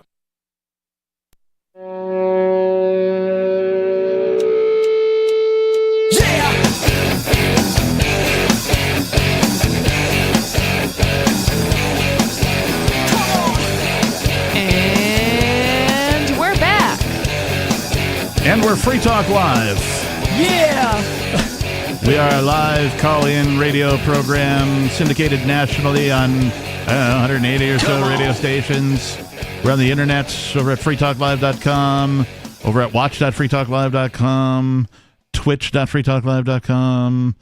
I'm forgetting something, but you get the idea. We're on like some satellite stations too somehow. Many things. Some aliens pick up our frequencies. Chinese weather balloons. We are intergalactic in that respect because radio broadcasts actually do travel beyond the atmosphere of planet Earth. Every sound does. And into outer space. Mm-hmm. Every sound just continues. Space isn't real. Is it redundant to say outer space? Fake news. Like, Space isn't Fake real. news, flat Earth, Like, whatever. Is it, I mean, because we don't refer to anything within the atmosphere as inner space, do we? Well, it's your inner space of yourself is like your inner space.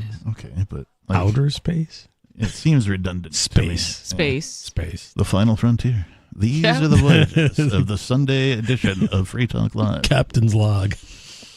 Before we go on, I have to tell you that this hour of Free Talk Live is brought to you by Dash Digital Cash.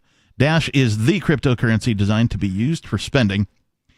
I think I mentioned this earlier tonight, but I used Dash to do a transaction to get a gift card on bitrefill.com. And because, well, Bitcoin's been on a roll lately. It's been going up in price. It busted through 37,000 at some point. Mm-hmm. And still back there. But the transaction fees are high, right? Because unless you wait. Right. The higher the price, the more congested the network, the higher the fees. Right. So I was like, I want to buy a gift card for somebody. But, no, it's going to cost me too much in fees, right? And so I'm like, $10 gift card with $20 in fees. Yeah. Does BitRefill take Dash? Yes, they do, as a matter of fact. And so I'm like, let me try using Dash for my Amazon gift card here. And I did. And like, I don't know if it was last night that I talked about this, but when you do this gift card thing, you just put in an email address that you want the confirmation to go to. And then you choose what cryptocurrency, in this case, Dash. I chose Dash. And then it presents you a QR code. And you scan that with your crypto wallet. So how do you get a QR code on your phone and scan it on your phone at the same time? No, you don't get it on the phone. Oh. There's also a thing with the whole thing written underneath it. You can just hit copy. Oh, okay. And it'll copy the long string. Oh, yeah. So in my case, I was on a computer, right, doing on bitrefill.com, right? And so it generated a QR code. I used my phone to scan it on my computer screen, right? And then normally what happens is you get one email that says, hey, we've detected your transaction. Please wait while the confirmations come through, and then once it's all confirmed, we'll send you another email that says, okay, it's confirmed. Click here to get your redemption code. So you don't have someone like stealing your mail in the mailbox. Right. Or if you accidentally closed the browser window you were looking at. Someone scanned it. Or no, I mean like because the browser will refresh and then give you the code, but if you accidentally close the browser, you don't have to worry about it because they're going to send you an email with the code anyway, right? Or the link to look at the thing. So normally that's what happens. It's a two-step process. You get we've detected your transaction, then you got to wait for a while. You get another email that says, hey, your transaction has been confirmed. Good to go. Click this link, grab your code, redeem it, put it in your Amazon account, go spend. Wow. Right?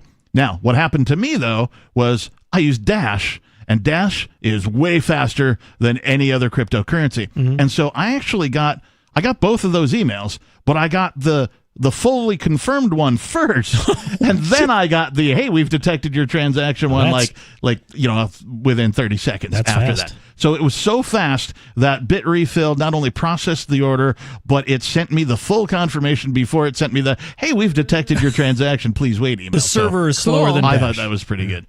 Dash is one of the oldest cryptocurrencies and is widely available on exchanges, including the decentralized Maya protocol and in multi-crypto wallets. It's easy to get and easy to use Dash. Start by learning more at dash.org. And big thanks to the Dash DAO for sending us 32 Dash per month to promote Dash on the air. Visit dash.org to learn about Dash. Again, dash.org. All right. Let's go to this unscreened caller. What's your name, please? What's up? Hey, what's your name? Hey, Scotty, I just called. Oh. Do you finally have a topic? Yeah, anything you guys want to talk about, that's what I said. Well, no, I told you to call back when you decided on something to call. Or talk about. I have a bunch of shit. Yeah. Oh, no, you can't say that. Oh, sorry, Scotty. He's not very good at that. Sorry, Scotty. You can't say those words. And well, yeah. Try again another night, bro. Free Talk Live. No cussing on the radio, guys. We don't really have that many rules. It's really like know what you want to talk about and don't use the bad words. Yeah, don't use the bad words. You know, and we even give you a few, like, and this isn't us, this is the FCC, but there's even like a couple bad words that you can use. You just can't use like the really I don't really want the really I don't really bad want ones. to like get into that because like callers will get the wrong idea, like the previous caller. They'd be like, "Oh, well, what are they?" Like, I'm not gonna tell you. Yeah. Like, I don't want to highlight Google that. it. Yeah. Occasionally we walk the line here on Free Talk Live, but we don't cross that line. And sadly, it is an illustration of how horrible government is, because there's this organization called the FCC that claims to own the air. Yeah. They own the air. Between them and the FCC, right? They claim to own the entire atmosphere. So Outer space. Who did they buy it from? God. I don't think so. No. What kind of currency does God take? God we trust, all of us pay cash. Right, yeah, right. Cold, hard cash. It'll be the greatest cash. You get to be very proud. All right, we do have a number 2 story tonight. Yes. Woo! Finally, I've been waiting. In the second hour, you always get the number 2. I'm sorry, I didn't realize you were waiting. Yeah. Then you better go. You should have been there looking at the watch, tapping your hand. Yeah. No, like, I really gotta go. Come on, waiting for the number 2 story. Get to the number 2 story. This from scriptsnews.com, yet another website I've never heard of. Forget Black Friday. Plumbers prepare for Brown Friday. Oh, no. Roto-Rooter, that's a plumbing servicing company. Yeah, they drain cleaning. They usually put a snake down your pipe. Hey. That sounds like a euphemism. Keep it clean. It's not a big clunky hard drive. Oh, man. Roto-Rooter is encouraging Americans to get their plungers ready as the company sees a spike in calls the day after Thanksgiving.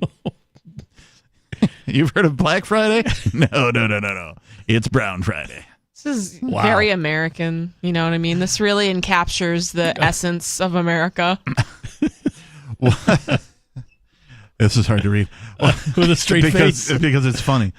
One of the nation's largest plumbing repair companies said it expects to be quite busy the day after Thanksgiving on a day it dubs Brown Friday. Roto-Rooter said it experiences a 50% increase in call volume the day after Thanksgiving compared to an average Friday. I'd like to be working at that call center. Well, and like if you think about it, right? Like, okay, once or twice a year, somebody's hosting a thing, right? You go over to somebody's house, the house gets packed with people, right? And everybody's got to, take care of business. Yeah.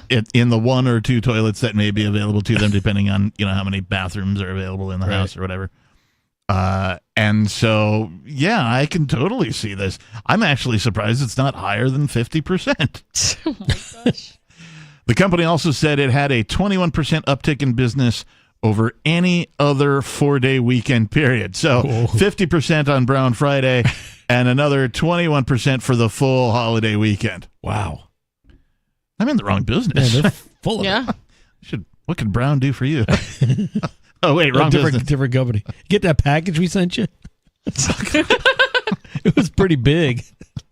The label wouldn't stick to it. Did you open it up? The company said Thanksgiving gatherings and meals can overload kitchen sinks, garbage disposals, toilets, and main sewers. Oh, I think people are probably pouring turkey grease down their sink, which is usually like just dump all that gravy right down your sink. That'll clog up your pipes. Yeah, it turns into gelatin. Yeah, and if you have a septic tank, forget it. You might as well just rip it up. Didn't Sounds something expensive. Didn't something like the Jetsons, the cartoon, predict that like at some point we would just have like food supplement pills with turkey written on it? Yeah. Right. Like, boring. Happy Probably Thanksgiving, close. everyone.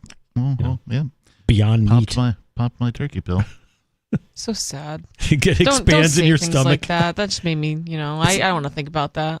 You don't have a pill for Thanksgiving? No, I love cooking, love eating. You ever see those dinosaur pills? It's like a and it turns into like a sponge. And it expands. So if Yeah. you had the turkey pill, it probably comes out like a turkey. It expands in your stomach. I remember fills you up. I remember the opposite of that. They were called shrinky dinks. Shrinky dinks. Yeah, they were these Sea large monkeys? plastic things, and you would have to like warm up the oven, right? And then you would put one on like a cookie sheet or something. Oh, and it shrinks. It becomes a smaller version of itself. Like a little dinosaur. And this was Like a big this dinosaur? was like a children's thing. You know, Does like, it ever get bigger, or once you do no, it, it that's just goes the trick? the one way, and that's it. Yeah. Oh, that's boring. Yeah. Well, it's like sea monkeys. You ever see that in the back Yes. of like Yeah. those are just brine shrimp. Yeah. Yeah, that's all they are. It's kind of weird that they're all dried up in there, and then you come back to life. Yeah, it's kind of creepy. That's what happens to yeast. Yeah, So, but it's not I mean, a uncommon. shrimp's a little bit more than a bacteria, though. Can you still buy sea monkeys? Or a yeast? Oh, I imagine. You can, so. yeah. You can get them on Amazon. Really? Yeah. I'm going there now. Yeah, you totally can. While you do that, I've had sea With monkeys my bit recently. refill, I'm going. Right? Yeah. I'm going Really? there. Dash well spent. Yep. Yeah, I On had sea- sea. You I bought had, sea monkeys with Dash? no, No, I'm Dash, gonna no, do but that right he's- now. Steve's gonna. All right. Yeah. All right. Going to use my bit refill and get some sea monkeys. Do it. We'll bring them in next Sunday. They'll be like the studio pet. Studio pet. The article continues. Extra, Coconut, don't drink that. Sorry. The article continues. Well, okay. All right. Just checking. The captain continues. I'm sorry, I'm looking for sea monkeys. Extra guests mean more toilet flushes, showers, dishwasher, and laundry loads, and extra garbage disposal usage. Simply put, Thanksgiving puts a heavy strain on American plumbing systems, and it keeps our plumbers super busy the next day, said Paul Abrams, a Roto-Rooter spokesman. Okay, so, dear listeners, if you don't know what a compost pile is, learn. If you have a garden, it's so beneficial for you to have a compost pile. Don't put your turkey carcass out there, though. Why not? Because that doesn't really compost. Sure it does. You can throw that out to your chickens. It will eventually. The chickens will devour a It will turkey eventually. carcass. Right down to nothing. And a chicken carcass. Yeah, and they'll eat a chicken carcass. But you can throw the turkey carcass in the regular trash. Yeah. Right. So I'm not talking about flushing it on the toilet. Well, I'm don't just do saying, that. But don't Make put your big grease and broth stuff on with it. Oh my Yeah. gosh, what a waste. Well, okay, but then, I mean, it's not like the carcass melts down into broth, right? There's still Then you have to, carcass yeah, you still left have over. to, You still have you to know, dispose yeah. of it. Yep, in some true, way. true, true. That turkey grease it is just terrible. There's so much grease out of a turkey. Yeah. Even if you make broth, like you make a That's where all the soup pot, flavor is. It's really good for your skin. but you got to That's get where rid the of flavor is. Yeah. Well, Isn't it? Good for the skin, bad for the sink. yeah, right. Yeah. We're talking Roto-Rooter. Roto-Rooter doesn't care what it tastes like. They Well. just see that it's clogged up. Yeah, I hope they don't care what it tastes like. Or smells like. They don't care what it smells like. Well, maybe they do. I don't know. Kind of gross. So yeah, it puts a strain on your systems. According to Yelp, Portland, Oregon had the highest number of searches related to emergency plumbers, including clogged up toilets and leaky faucets on Brown Friday. Virginia Beach, Virginia, Raleigh, North Carolina, Indianapolis, Indiana, and Jacksonville, Florida round out the top 5 for Brown Friday related searches. Crazy. This really is our number 2 story. Yeah, this is like the number 1, number 2 story. At least this winter. Roto-Rooter issued the following tips to prevent trouble during Thanksgiving weekend. To prevent drain trouble. A. These aren't numbered or anything. A. 1. Never pour grease, turkey drippings, or cooking oil down drains. That's it. We just covered that. Yeah. They solidify in pipes like candle wax and choke drains. Mm-hmm. Do not put potato peels, poultry skins, bones, rice, or pasta down the garbage disposal. Disposals can handle small quantities of scraps, but most food should go into the trash can or the compost pile. The compost pile. Very good, Steve. Yes. Well done. Make sure the garbage disposal is running when you add food scraps. Yeah. Don't put your hand in there. Turn it on first, then pour the thing down it, right? If you're gonna. Run the water. Come on, guys. Yeah, this is. Don't eat yellow snow. Come on. Who has a garbage disposal anymore? They still make never those? had one. I wish I had one. My grandparents had one, Yeah. but then, eventually you stop using it because it's like, It's all clogged up. Yeah. Yeah, because it's all clogged. Just put it in the trash. I don't have one in my house, and also I don't like when my trash can in the kitchen gets stinky, right? And if you put food scraps, particularly like produce, right? I go through like avocados, for example, right? The peels and the whatever, they go in the trash can. What? If it sits for more than 2 days, it starts to stink. Those should go in the compost pile. Well, so I don't have a garden, so I don't have a compost pile. But if you had a compost pile, then you have a garden. I used to live in a place that did, and I got in the habit of putting all of my food scraps into a thing on the counter. And then you just throw it away separate. And the thing on the counter is like a temporary compost pile thing. So instead of that, because I don't have a thing on the counter to put the compost in, I just use a Ziploc bag. Yeah. And I will chuck all of my food scraps into, this Ziploc bag, and I will leave it in the refrigerator. Oh, if you leave banana peels out, you get all those fruit flies, then you get the little... But if you put the banana peels and the avocado peels and your chicken carcass and your leftover fats from your steak or whatever it is, right? Yeah. All of your food scraps, if you just put them in a Ziploc bag in the refrigerator... Zip it and put it in Zip it, you put it in the refrigerator, no stink. And then you just zip it and throw it out. Yeah. When trash day comes around, you open up the fridge, go, what do I have to throw out? Oh, look, it's this bag of compost, right? And then you chuck it in the trash. Bob's your uncle. Bob's your uncle. Sally's your aunt. Sally is my aunt. How did you know? Have you met? Right. Yeah. So what does B say? A was the garbage supposed to. Oh yeah, B? We're way beyond B now. We're on to like C or D. Don't flush wet wipes down the toilets. Really? Yeah, like It says it on the package in like bold letters. Handy wipes. What's the other one? Royal Bowl. Royal. I don't know what that is. That's a brand name of the wet naps. Wet nap is a brand name as well. And you know what? Even the flushable wipes, you're not supposed to. Yeah, most won't dissolve and may clog drain pipes and sewers. And then here's another tip. Place plungers in guest bathrooms to save guests the embarrassment of asking for one. That's nice. That's really nice. Yeah. Like, whenever I move into a place, if I don't have one, the first thing I do is get a plunger next to the toilet. Regardless of how many bathrooms are in the place. I got one for each bathroom because of that. Right? Like, and an extra roll of toilet paper. You want that too.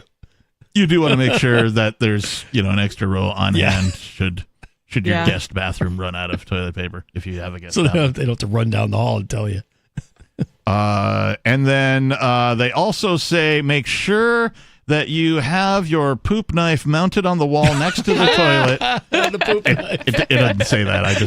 I just made that up as a callback to last week. Yeah.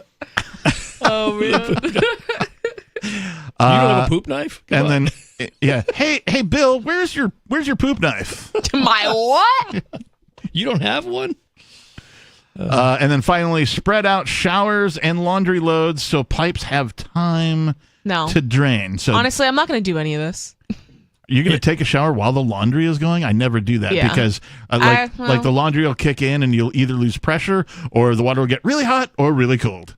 Yeah. I wash my laundry in cold water. Me too. So. But then like the shower becomes piping hot once the cold water kicks in. Oh. Then your plumbing is wrong.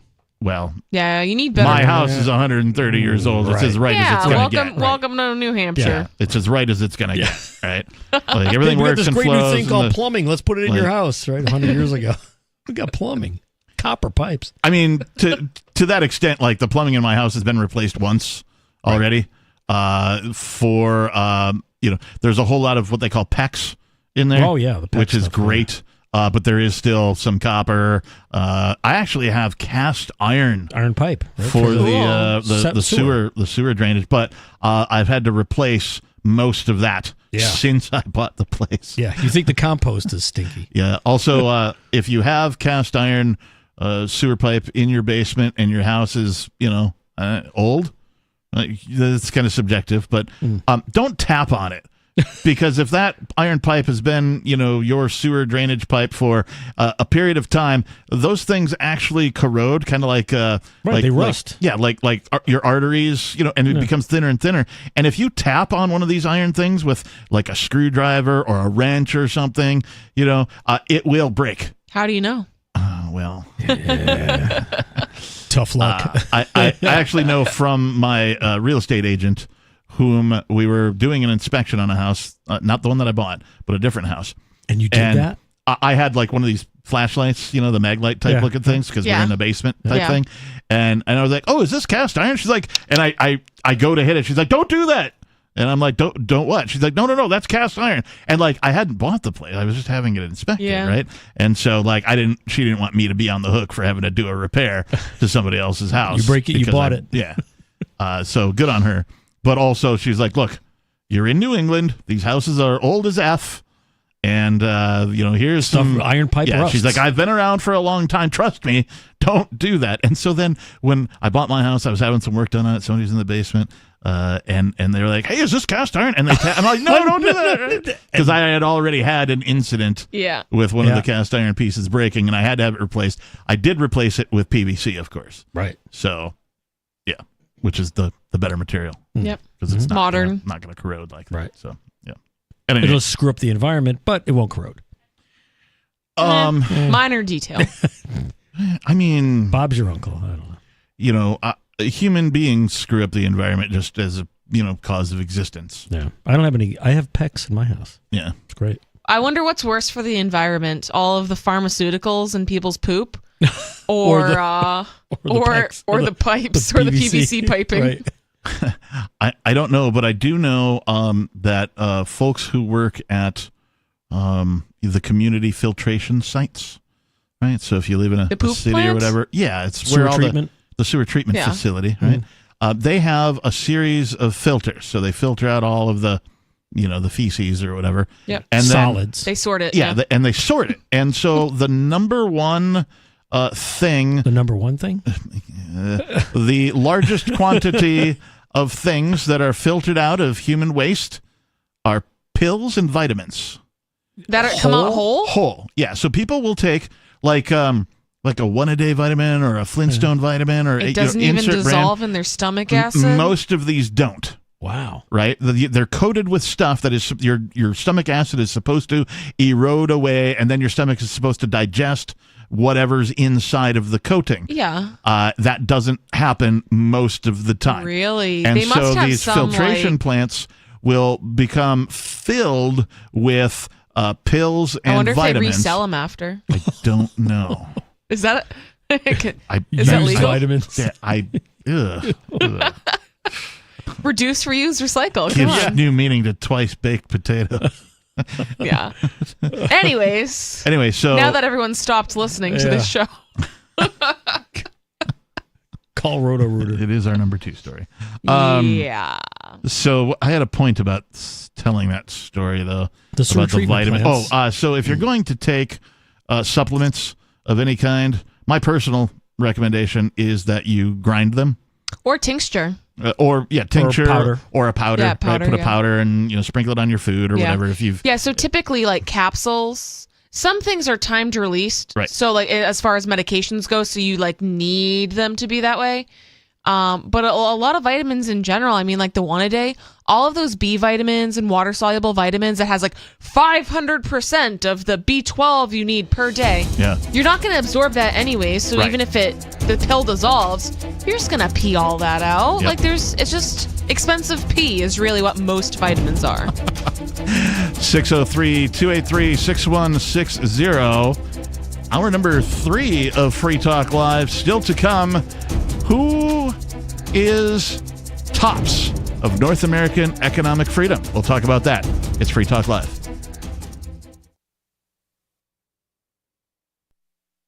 Join liberty-minded voluntarists, anarchists, and libertarians from June 13th through the 16th for the 8th annual Fork Fest at Rogers Campground in the beautiful White Mountains of New Hampshire. Fork Fest is a fork of the Porcupine Freedom Festival, which has sold out in recent years. Fork Fest happens the weekend before the Porcupine Freedom Festival. Fork Fest is decentralized, which means that there's no ticket cost and no one is in charge.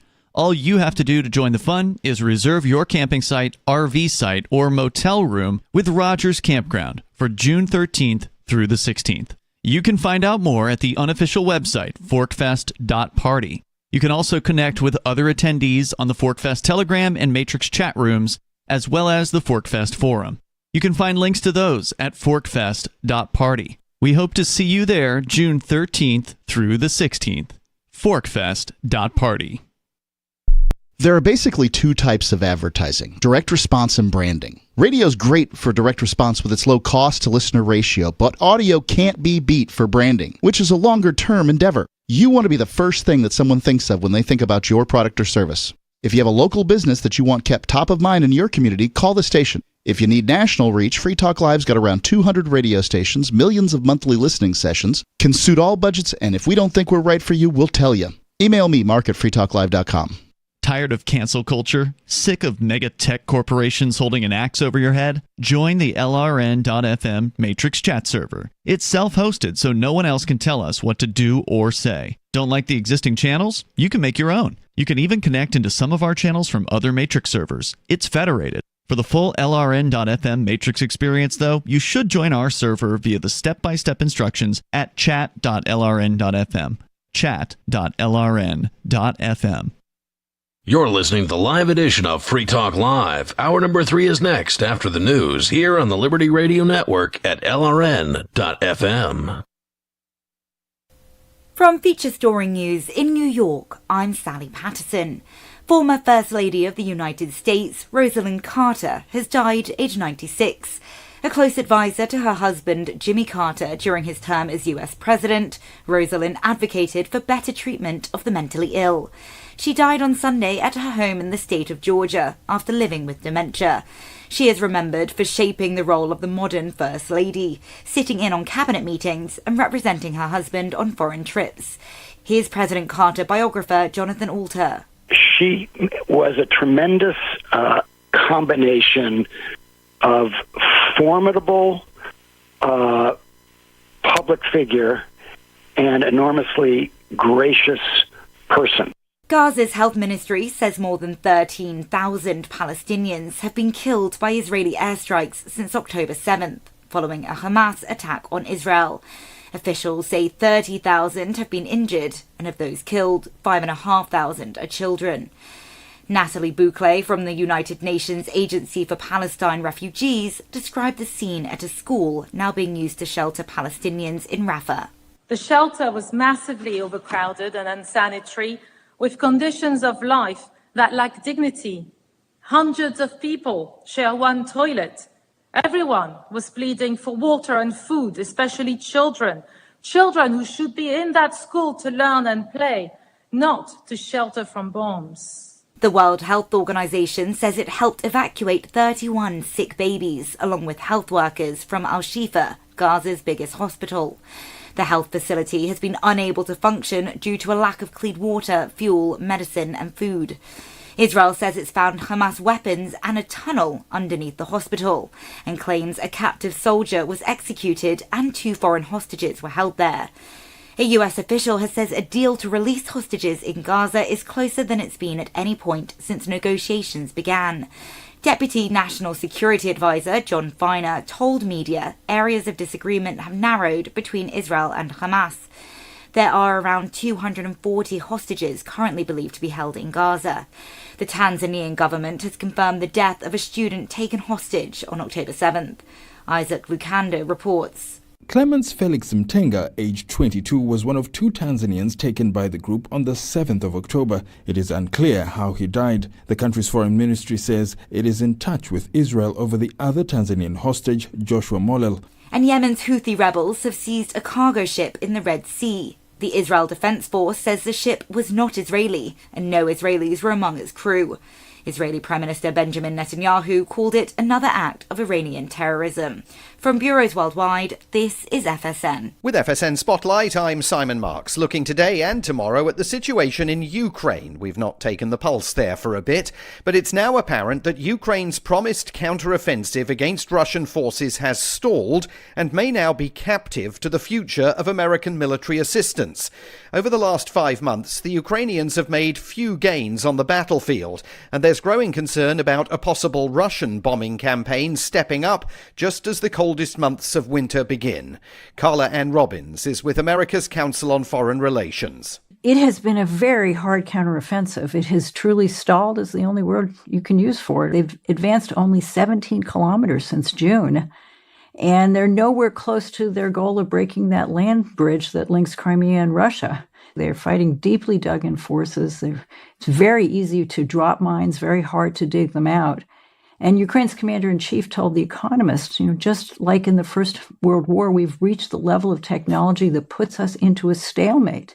And he said they need new technological weapons, systems, and innovative approaches to break out. So what we think he's asking for are things like advanced drones, for mine-breaching technology, for new decoy systems to defeat Russian missiles. They need a lot more help. But are they going to get it? Tomorrow, the future of American support for Kyiv. It is gummed up on Capitol Hill, and there is no sign of an immediate breakthrough. To recap the top stories, former First Lady of the United States, Rosalind Carter, has died aged 96. Gaza's health ministry says more than 13,000 Palestinians have been killed by Israeli airstrikes since October 7th, following a Hamas attack on Israel. A US official says a deal to release hostages in Gaza is closer than it's been at any point since negotiations began, and Yemen's Houthi rebels have seized a cargo ship in the Red Sea. That's the latest feature story news. Sally Patterson reporting. Hailing it as the industry's most innovative product to date, global cosmetics brand Maybelline released its long-awaited Ideal Woman Rubber Mask this week, a thick latex facial covering worn over the head in lieu of makeup. By simply yanking it over your face, you can instantly achieve a fresh look that conforms to Western ideals of beauty. Essentially, you can just roll out of bed, stretch the latex urethane rubber beauty mask over your natural face, and boom, you're ready to start your day. Forget concealer, powder, blush, or mascara. Now you can achieve a look that adheres to the conventional standard of feminine perfection in seconds. It's incredible. You immediately see the difference. The very first time I tried it on, my pores were minimized, my skin tone was more even, and all of the idiosyncratic little wrinkles, physical imperfections, and tiny irregularities that make my face unique were erased. I don't spend a lot of time on makeup anyway, but now all I need to do is yank this thing over my head, and that's it. I'm conventionally attractive. I mean, this gives me so much more time to find an outfit that makes my body look thin and socially acceptable. This is the Onion News Network. We're still not sure why you'd want to watch, but our video feed is streaming nightly for free at cam.freetalklive.com.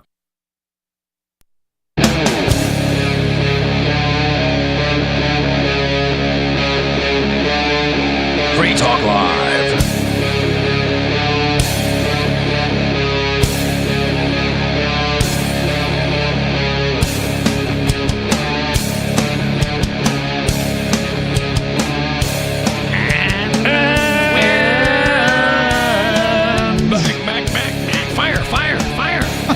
We're Beavis and Butthead? We're like radio hosts or something? These guys suck. No, it's Free Talk Live. You know who we are. If you don't, Sunday night edition. If you don't know who we are, you can go over to freetalklive.com and find out all about this particular radio program. You can also become an amplifier. Sure can. What is an amplifier, you might ask? Well, tell us, Captain. Well, because most people are like, you mean like for playing guitar? I'm like, rock and roll? No, you're not going to Kind of. You're not going to become that kind of an amplifier. But if you go over to amps.freetalklive.com, you'll find the amplifier program over there. What it is it's a way for you to contribute to this radio program to help us get onto more radio stations. If you like the hosts, the co-hosts, the callers, the perspective that we bring of peace, freedom, liberty for people, then please consider becoming an amplifier over at amps.freetalklive.com. I want to say thank you today to Melody. Melody is a silver level amplifier. What does that mean? Well, if you go to amps.freetalklive.com, you'll notice that there are different levels. We only ask for $5 a month. You can give more. Melody does give $5 a month, and so that is the silver level. $10 is gold, 25 is platinum. There's higher levels than that, but and there are little perks. It's a Patreon type setup, so Melody receives some benefits for giving to Free Talk Live, including the commercial free amp only podcast, which comes out at the end of the night of every show. So thank you, Melody, for being an amplifier. We appreciate you.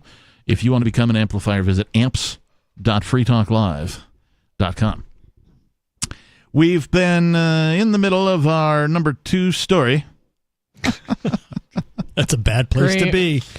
The headline, forget Black Friday, plumbers prepare for Brown Friday, because apparently one of the nation's largest plumbing repair companies says it expects to be very busy the day after Thanksgiving on a day it dubs Brown Friday. So Roto-Rooter says that it has a 50% increase in calls the day after Thanksgiving. So, yeah, and they call it Brown Friday for obvious reasons. And I think we've covered most of that. Did you have any other? I think that's it. Yep. I was going to talk about the top 12 states to live in.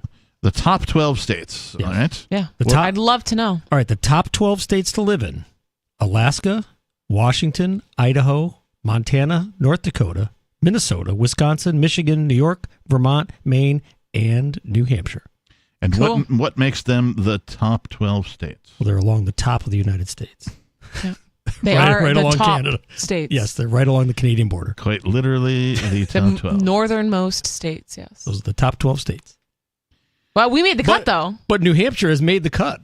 We have made the cut. top 12. In fact, I think we've moved. It depends, if you're going left to right versus right to left. If you go right to left, then we're at least like We're number 2. We're number 2. We're number 2. We're number 2. We're number 2. But wait, I thought we were number 1.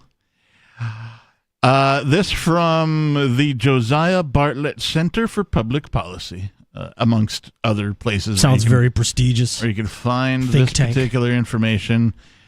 New Hampshire again tops all of North America in economic freedom. That's right. Freest state in the nation. Golf clap. New Hampshire is the most economically free state in North America and in the United States, once again edging Florida to top every Canadian province, U.S. state, and Mexican state as ranked by the Fraser Institute, Canada's free market think tank. So not just in the U.S., in North America. Wow. Cool. New Hampshire Beats is Florida. the most economically free place. Beat Mexico. Wow. Right, the entire country of Mexico. New Hampshire has more economic freedom, according to the Fraser Institute. The Fraser Institute's 2023 Economic Freedom in North America report, released in partnership with the Josiah Bartlett Center for Public Policy, measures government spending, taxation, and labor market restrictions using data from 2021, the most recent year of available comparable data. Wasn't that just like in the midst of all the COVID crap? 2021? Yes, that was. Yeah. New Hampshire surpassed Florida as having the highest level of economic freedom in the U.S., having scored a 7.96 out of 10 in this year's reporting. Wow, that's pretty good. Yeah, rounding out the top 5 freest states, not top 12 states, right? Top 5 freest economically states are number 2, Florida, number 3, Tennessee, Texas, number 4, and South Dakota was number 5.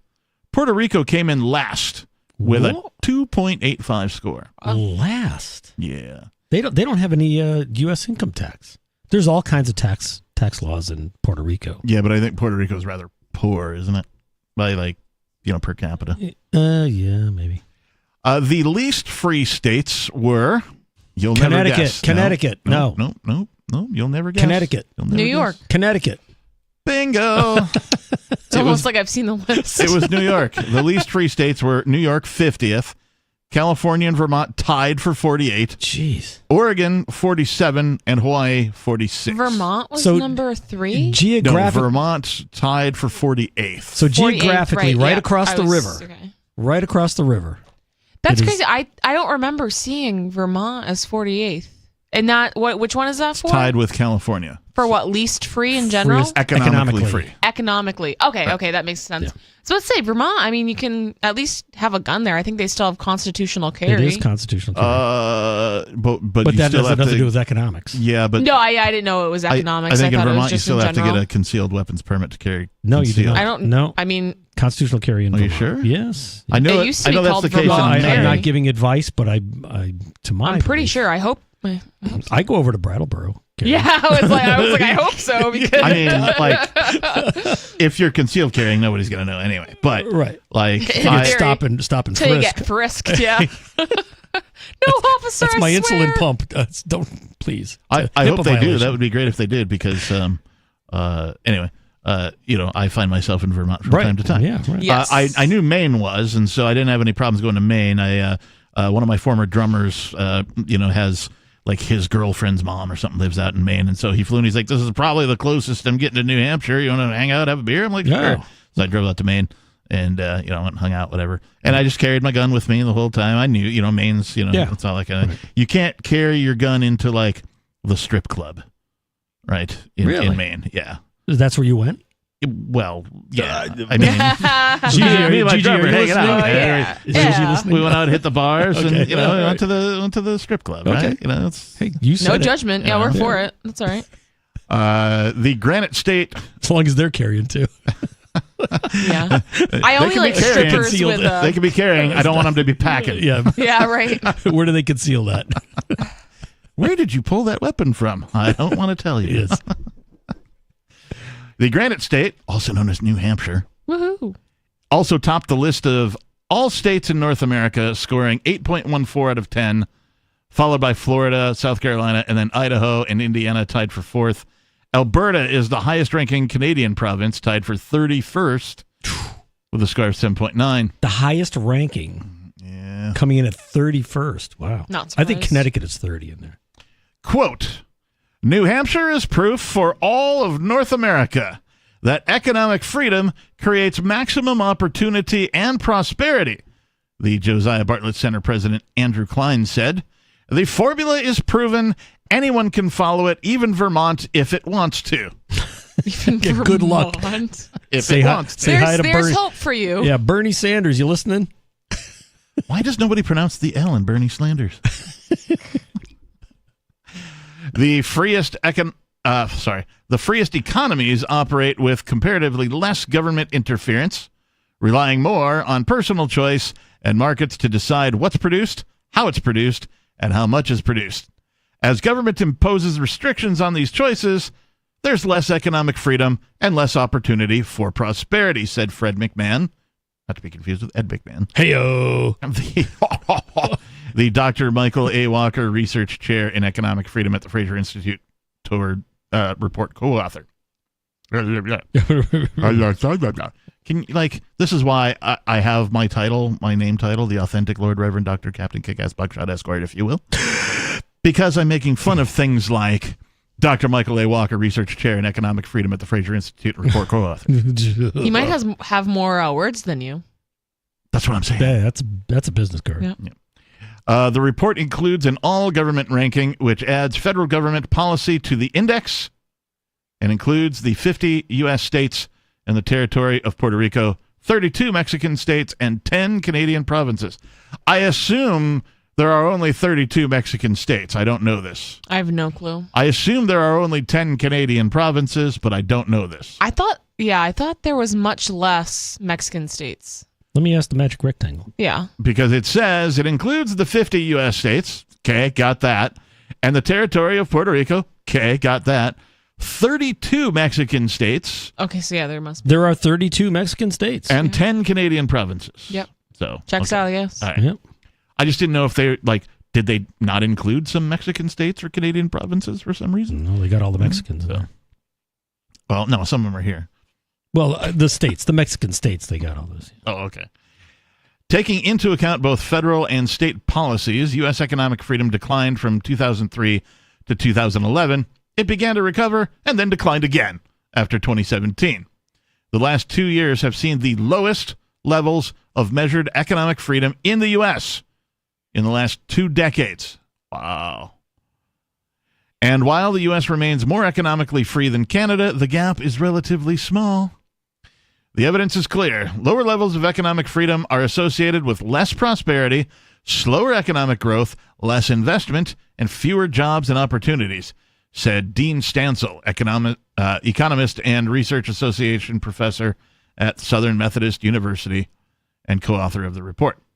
The Economic Freedom of North America report, also co-authored by Jose Torra, the head of research at Mexico City-based Caminos de la Libertad, and Angel Carrion Tavares, director of research and policy at the same institute, is an offshoot of the Fraser Institute's Economic Freedom of the World Index.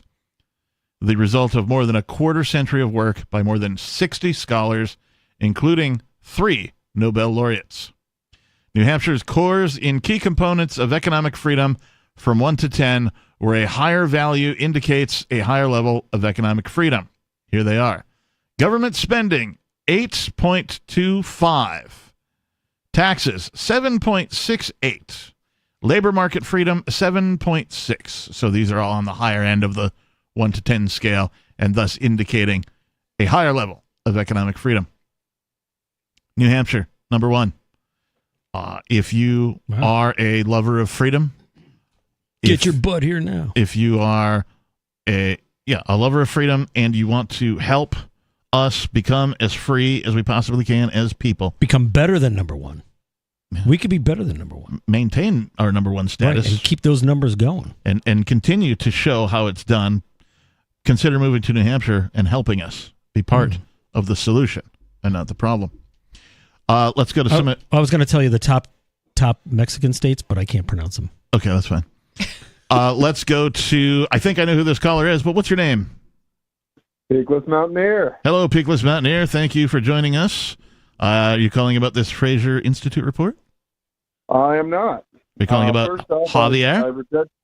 I regret to inform you that Vermont is no longer a Vermont carry state. A constitutional carry state? It is not. Oh. So what is the law? So you have to get a concealed... I don't know all the details. I just know that they're not a constitutional carry state anymore. Honestly, I'd have to ask Zephin. He's the one that keeps up on all this stuff. But that's not the reason I'm calling. Okay. The reason I'm calling is because of Argentina. Yeah. So you missed the first half hour of the show? Oh, that didn't pop as much as I was hoping. But I'm popping the champagne, and I just wanted to say, we did it! That's awesome. We? Did you and I do something? I didn't vote. I didn't. Libertarians have elected the first president of a country. Well, people have elected the first libertarian president of a country. I don't necessarily know that libertarians elected. You know what I mean? I'm nitpicking, of course. It's great, though. I'm very excited. We definitely were celebrating. Yeah, we we even sort of skipped over our normal Sunday intro for a minute to do the this is breaking news, right? Because we learned about it at the meal that we have on Sundays, the social Sunday gathering, where actually of all people, our co-host Riley was like, "Hey, Javier just won," and I'm like, "Oh yeah, I forgot about that," because I was busy talking, as I want to do, as captains are known to do. Yeah. So, what kind of champagne are you popping there, Peakless? Andre. Cold duck. Nice.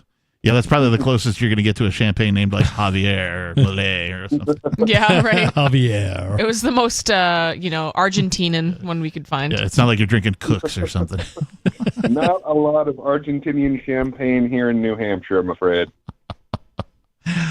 Your opinion of this, obviously, you're high on it. You're glad. What else do you want to let listeners know? This is the first. Let's make sure it's not the last. Yeah. And I think this is a tremendous step toward making the world a freer place. I hope so. I kind of feel like, you know how it goes even when folks get elected to president of the United States. Right? They make all these promises, and then they get into office, and they try to make some changes. And, of course, they're hindered by, the other party or the other, let's call them arms of government. Right? They don't have the power to just sort of unilaterally make these changes and I declare it and I've made it so. Yeah.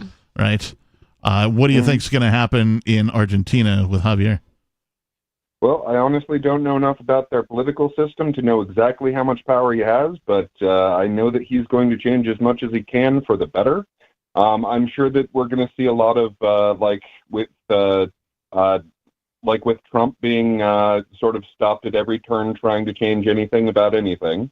But I think it's another one of those, in case you wondered what would have happened if we'd ever gotten Ron Paul elected. Mm-hmm. Well, let's just hope he survives to see his first term as president. Okay. All right. Anything else? Nope, that's it. Hey, thanks for the call, man. We appreciate you. Peakless Mountaineer, everybody. It's our also co-host on Saturdays, calling in to talk about Javier. I just looked up the Wikipedia for gun laws in Vermont. Did you also look it up? I also have it up on the Magic Rectangle, but what do you have, Captain? Well, you go ahead. You look. Well, according to the USCCA Concealed Carry Association, Vermont is a does not issue constitutional carry state. That is the latest, greatest update from the United States Concealed Carry Association. And what year does it say? A year? Like when that is from? Well, this website is updated constantly. Okay, so so that's saying it is? It's Vermont is a does not issue constitutional carry state. They don't issue permits. Gun sales must be completed through a licensed firearms dealer. Unless you're transferring to a family member. Buyers must be 21 years and older. They have completed a hunter's course, and they must be a member or former member, or if they're a member or former member of the military, active or veteran member of the National Guard or law enforcement. Vermont does not require permits to purchase and has no firearms registration. So I think the thing that Peakless was alluding to was that Vermont formerly had very few gun control laws, but in 2018, the state enacted laws requiring background checks for private sales, raising the minimum age to purchase firearms to 21. It's 16 if you want to buy like a long gun from a person who is not a firearms dealer, blah, blah, blah. Banning the sale of handgun magazines. They've banned the sale of handgun magazines that are more than 15 rounds and rifle magazines that hold more than 10 rounds. They've banned the possession of bump stocks. They're allowing police to seek a court order to seize guns from anyone deemed an extreme risk. Red flag. They've got the red flag. So you can't. So they have magazine limits for sales and purchase, but not for ownership. But not for ownership. Come on over to New Hampshire. But the thing is about New Hampshire is, don't you need a New Hampshire driver's license to purchase one from a gun store? Or if I went over there, like say I moved to Vermont, I get a Vermont ID, and then I go to a gun store in New Hampshire, like would they sell to Vermont residents? That's a good accessories. question. I think you could buy accessories. Because I know they won't sell to a Massachusetts resident because they're like, you guys don't believe in this down there. And, big no-no. Unless maybe if you had paperwork, I'm not sure. Yeah, I don't know how that would work. Although I do know in Washington State, you could go to a gun show. Yeah. 2 tickets to the gun show. Yeah, right? leave your cell phone at home. You could go to the gun show and, with whatever ID you had, like people from Idaho would come over to the one in Spokane, for example. Yeah. And they would just buy whatever at the gun show, right? Without background check and that kind of stuff. But that's Washington State. Like I don't know. I don't know about Vermont. I have no idea. I have no idea what New Hampshire would do for somebody with an out-of-state ID. I would imagine they would want you to present something that says you're a New Hampshire resident. Yeah. Mail or, if your ID is from another state. But if you're not a resident, though, like what if you're from out of state? I think I don't know. The only thing with New Hampshire, I believe, is if you are actually buying something with a serial number on it, you need to have a New Hampshire identification. Yeah.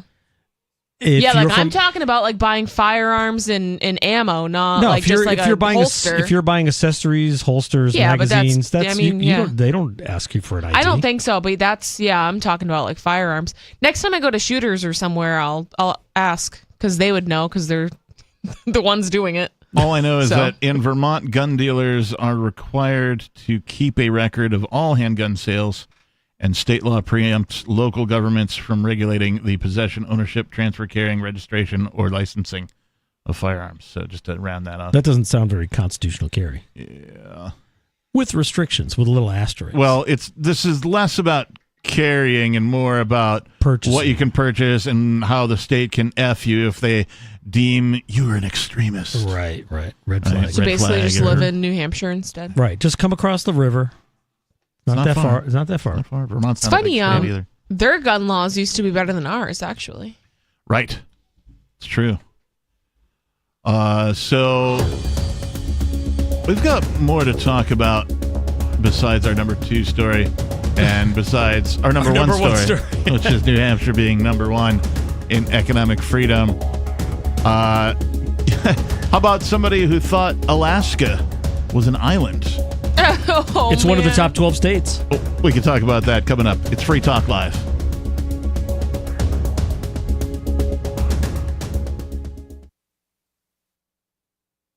We have some good news. The indictments against Ross Ulbricht in the District of Maryland were dismissed with prejudice, meaning they can never be refiled. This is especially good because those indictments contain the only charge ever made that Ross engaged in murder for hire. This was a serious allegation that Ross Ulbricht denies. It was never prosecuted or ruled on by a jury, but was trumpeted by the federal government and the media as if it were proven fact. The Maryland court held these indictments for almost 5 years, poisoning Ross's case and leaving him under a cloud of unproven allegations. As explained in Ross's appeal to the Supreme Court, the fact that the judge used these allegations to give Ross a draconian sentence of double life without parole violated his Sixth Amendment right to a jury trial. Judges are required to issue sentences based on convictions decided by a jury, not unproven allegations never even charged at trial. Although this is a positive development, the dropped indictment will not set Ross free. Now, a presidential pardon is Ross's only hope of freedom. Sign the petition at freeross.org. freeross.org. From Feature Story News in New York, I'm Sally Patterson. Former First Lady of the United States, Rosalind Carter, has died aged 96. A close advisor to her husband, Jimmy Carter, during his term as US President, Rosalind advocated for better treatment of the mentally ill. She died on Sunday at her home in the state of Georgia after living with dementia. She is remembered for shaping the role of the modern First Lady, sitting in on cabinet meetings and representing her husband on foreign trips. Here's President Carter biographer Jonathan Alter. She was a tremendous combination of formidable public figure and enormously gracious person. Gaza's health ministry says more than 13,000 Palestinians have been killed by Israeli airstrikes since October 7th, following a Hamas attack on Israel. Officials say 30,000 have been injured, and of those killed, 5,500 are children. Natalie Bouclet from the United Nations Agency for Palestine Refugees described the scene at a school now being used to shelter Palestinians in Rafah. The shelter was massively overcrowded and unsanitary, with conditions of life that lack dignity. Hundreds of people share one toilet. Everyone was pleading for water and food, especially children who should be in that school to learn and play, not to shelter from bombs. The World Health Organization says it helped evacuate 31 sick babies, along with health workers, from Al-Shifa, Gaza's biggest hospital. The health facility has been unable to function due to a lack of clean water, fuel, medicine and food. Israel says it's found Hamas weapons and a tunnel underneath the hospital, and claims a captive soldier was executed and 2 foreign hostages were held there. A US official has said a deal to release hostages in Gaza is closer than it's been at any point since negotiations began. Deputy National Security Advisor John Feiner told media areas of disagreement have narrowed between Israel and Hamas. There are around 240 hostages currently believed to be held in Gaza. The Tanzanian government has confirmed the death of a student taken hostage on October 7th. Isaac Lukando reports. Clemens Felix Mtenga, aged 22, was one of 2 Tanzanians taken by the group on the 7th of October. It is unclear how he died. The country's foreign ministry says it is in touch with Israel over the other Tanzanian hostage, Joshua Molel. And Yemen's Houthi rebels have seized a cargo ship in the Red Sea. The Israel Defense Force says the ship was not Israeli, and no Israelis were among its crew. Israeli Prime Minister Benjamin Netanyahu called it another act of Iranian terrorism. From bureaus worldwide, this is FSN.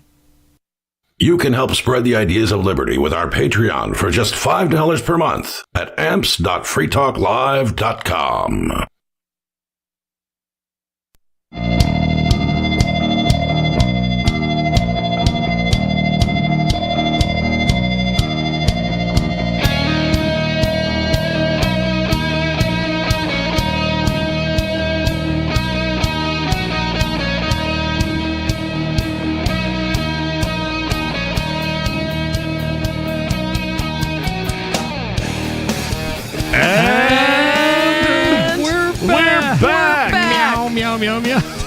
You had me muted. I did. Sorry. Meow, meow, meow, meow. All right, well, it's too late for that now. Frickin' I have cats. to wait till next week. We're talking about cats in the break. Throw them in the litter box. I love cats. Before we go on, Free Talk listeners, we are asking you for a favor, and that's to write some letters to Ian Freeman. And Aria DiMezzo. Yes. We posted last night on all of our social media pages, so on Twitter, on Mastodon, on whatever the heck else we're on. It went out. The Matrix, something else, I can't remember. Anyway, links to how. Over at freeking.com is a story. You got to kind of scroll to find it, but it's how to write to Ian while he's in Merrimack. Mm-hmm. And then over at ariadimezzo.com is all the information you need to write to Aria while she's in FMC Devons. Yep. And so we're asking you to please, write them. Tell them how you're doing. Have you done anything for freedom? Are you excited about anything that's coming up? Are you, how's your lives? Are you a person that called and you're familiar with Ian and all that kind of stuff? If so, update them with what's going on in your life. These guys are in jail. They need this, right? They need that connection to the outside world that they can't get. So please write to Ian Freeman and write to Aria DiMezzo. That's all we're asking. I will post the links again tonight to our social media, and every night that I'm on, I will try to remember to post these links. But all the information is there. Send them a postcard, print something out on your computer and fold it up into an envelope, if you don't feel like writing. This is one of the situations where it truly is the thought that counts. Yes. Speaking with Aria, it doesn't even, you don't even have to because a lot of people will tell me, oh, I would totally write to Ian and Aria, but I don't know what I would say. You can say anything at all. You can just be like, hey, I heard what happened. I'm so sorry. I'm rooting for you. Thank you for all you've done. Any kind words, it could be anything at all. I know they both would really, really appreciate it. It would really cheer them up. I know Aria has told me before that receiving letters in the mail makes her day. Yeah. It absolutely makes her day. It's in-person visits and then receiving mail. Those are the biggest things for her. These people are in jail, they're in prison. So they have very little things to brighten up their day. So I know they would both really, really appreciate it. And being a person on the outside, it doesn't take that much effort. So definitely go do that. Just say Happy Thanksgiving. Yeah. There you go. Something. How tough is Something, that? anything, yeah. Put a stamp on it. I was thinking of you. It's nice. Yeah. Oh, they were thinking of me. That feels nice. Yeah. I'm in, being in jail. So, yep. All right. So it is Free Talk Live in the studio. It's myself, the captain. Steve Classic. And Nikki. It's the final segment of tonight's show. So if you want to get on the air, call now, 603-283-6160. We sort of teased this a little bit, but this from BusinessInsider.com. An American woman said she was shocked to discover that Alaska isn't actually an island, calling for an overhaul of the school curriculum. Oh, my God. I mean, I don't know if you can blame public school for that. That's pretty dumb. A woman said she was shocked to discover that Alaska is not an island and that it's possible to drive to it during a conversation with her Canadian boyfriend. I feel like she had to blame this on the U.S. school system because her boyfriend probably thought she was so dumb. And he was like, wow, those American schools are really worse than I thought. If you can drive to Alaska, you probably drive to Hawaii too. Yeah, try it. In a video posted on October 26th, TikToker Sabrina Abre asked people not to call her a stupid American, quote unquote. Oh, sorry. This is a publicity stunt. She's a TikToker. As she admitted her mistake. Everybody knows that Alaska is cold, she said, but I did know. Gosh. But did I know that it was connected by land? No, I did not know that. So, she also said that she hadn't realized how big Alaska was just by looking at a map. So she literally just hasn't even seen a map before. She said she hadn't realized how big Alaska was just by looking at a map, and she had thought that Texas was bigger than Alaska. Nope, probably not. Alaska is the largest U.S. state, bordering the Canadian territory of Yukon and the westernmost province, British Columbia, which sits between the state and the rest of the U.S. As it is one of the U.S.'s non-contiguous states, along with Hawaii, it is often shown separately in a box at the bottom of maps of the U.S., which could lead some people to assume it's not part of the same land mass. Yeah, and the size thing, I will give it to her that the way they create maps, because the world is a sphere. It looks skewed, so the stuff on the top looks smaller than it really is. What they're talking about is the square maps.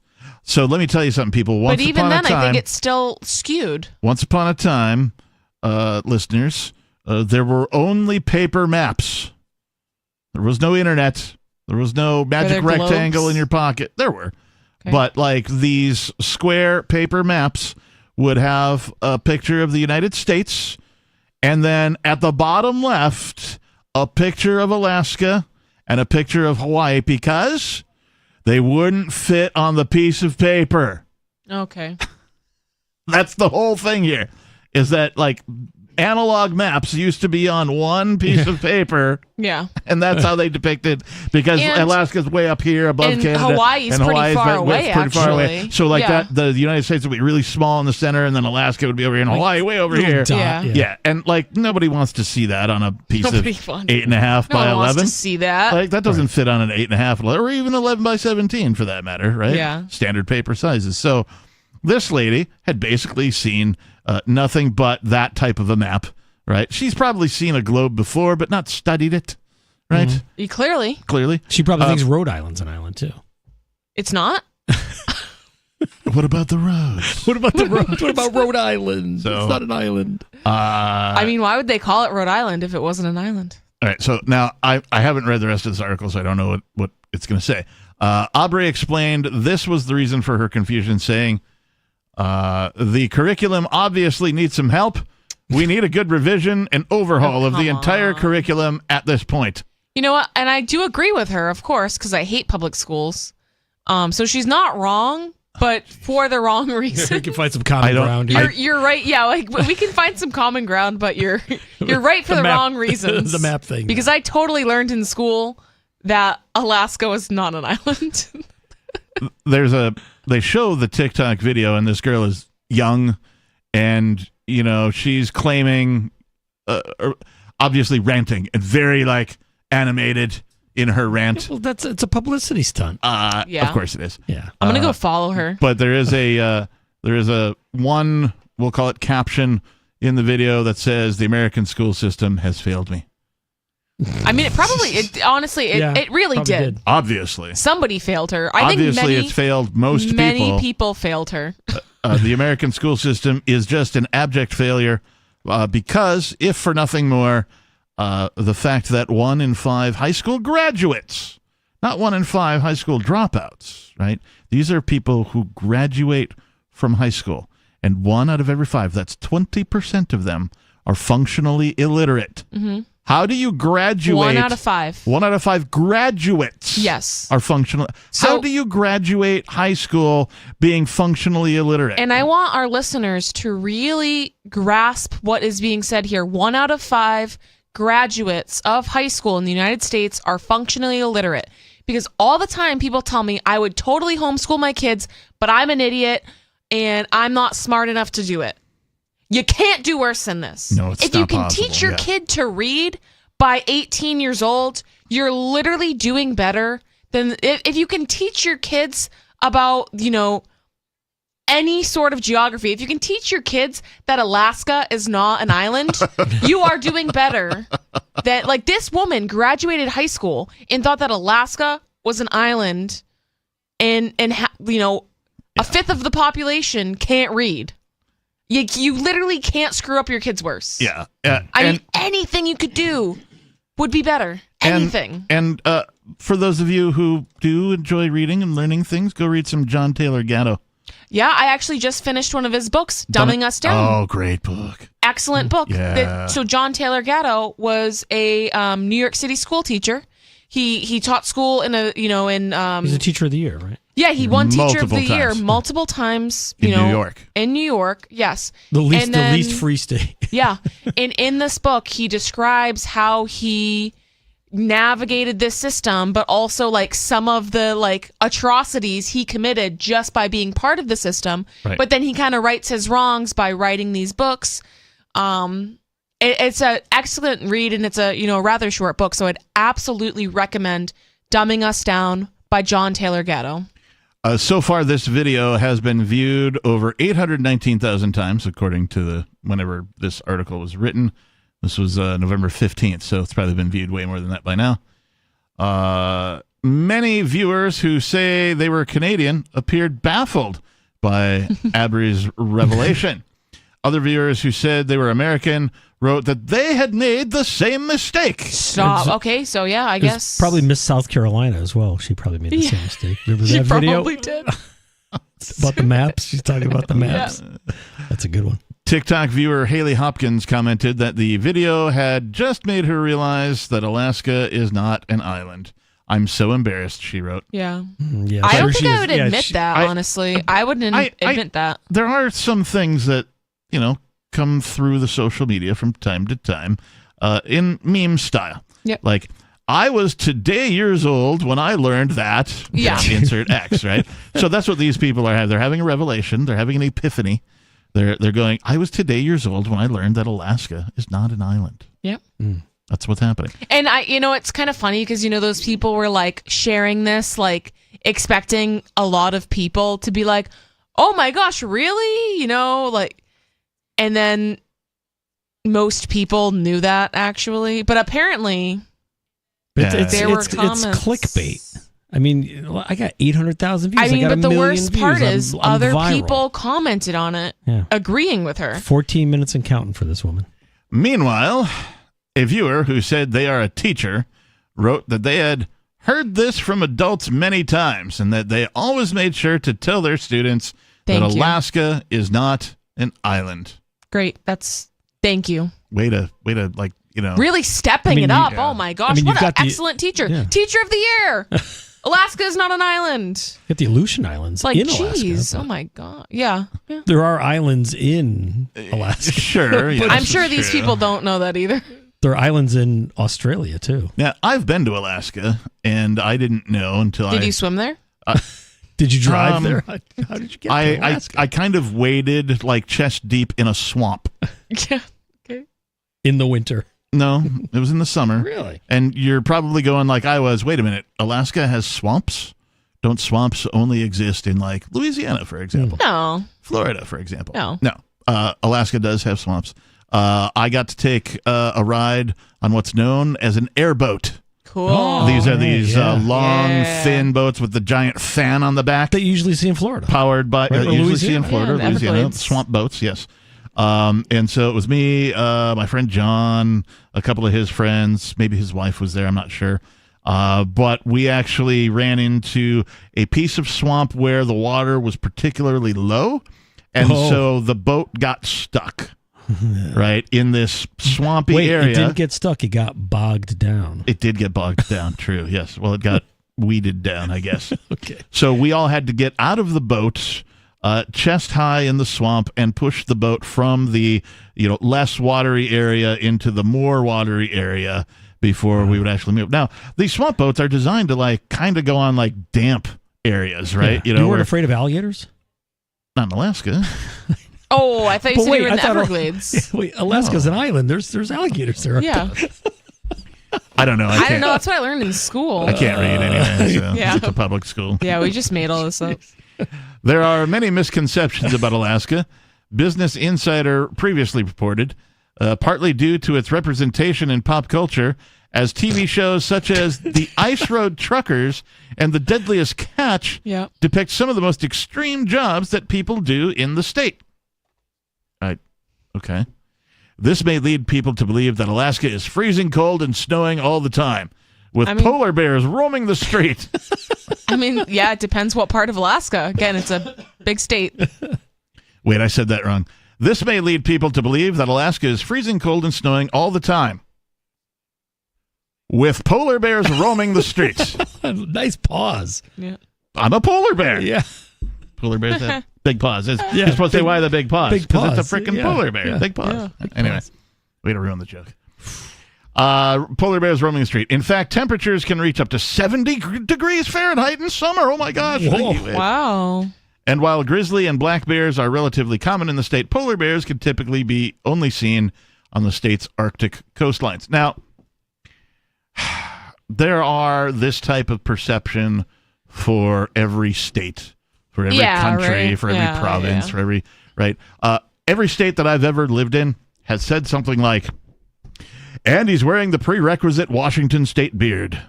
Oh. And he's wearing the prerequisite New Hampshire beard. And he's wearing the prerequisite Wisconsin beard. So it's like, right? Like it sounds like guys just have beards. Yeah. You know. Wait, so it doesn't matter where you live, men grow beards? Did you know that men with beards are just men without beards who have beards? No, I thought you had to live in New Hampshire to have a beard. Also, like or Alaska, living in Washington State, specifically the Seattle area, be like, oh, it just rains there all the time, and like it drizzles there, like over the course of winter. Right. It's really fall and winter, right? Like spring and summer are beautiful. The rainy season. Right. It does rain occasionally in the spring and summer, but the Seattle area does not have thunderstorms. It doesn't have torrential downpour. I moved just a light mist. It's like it's just like somebody's drizzle. It's like Febreze with no scent.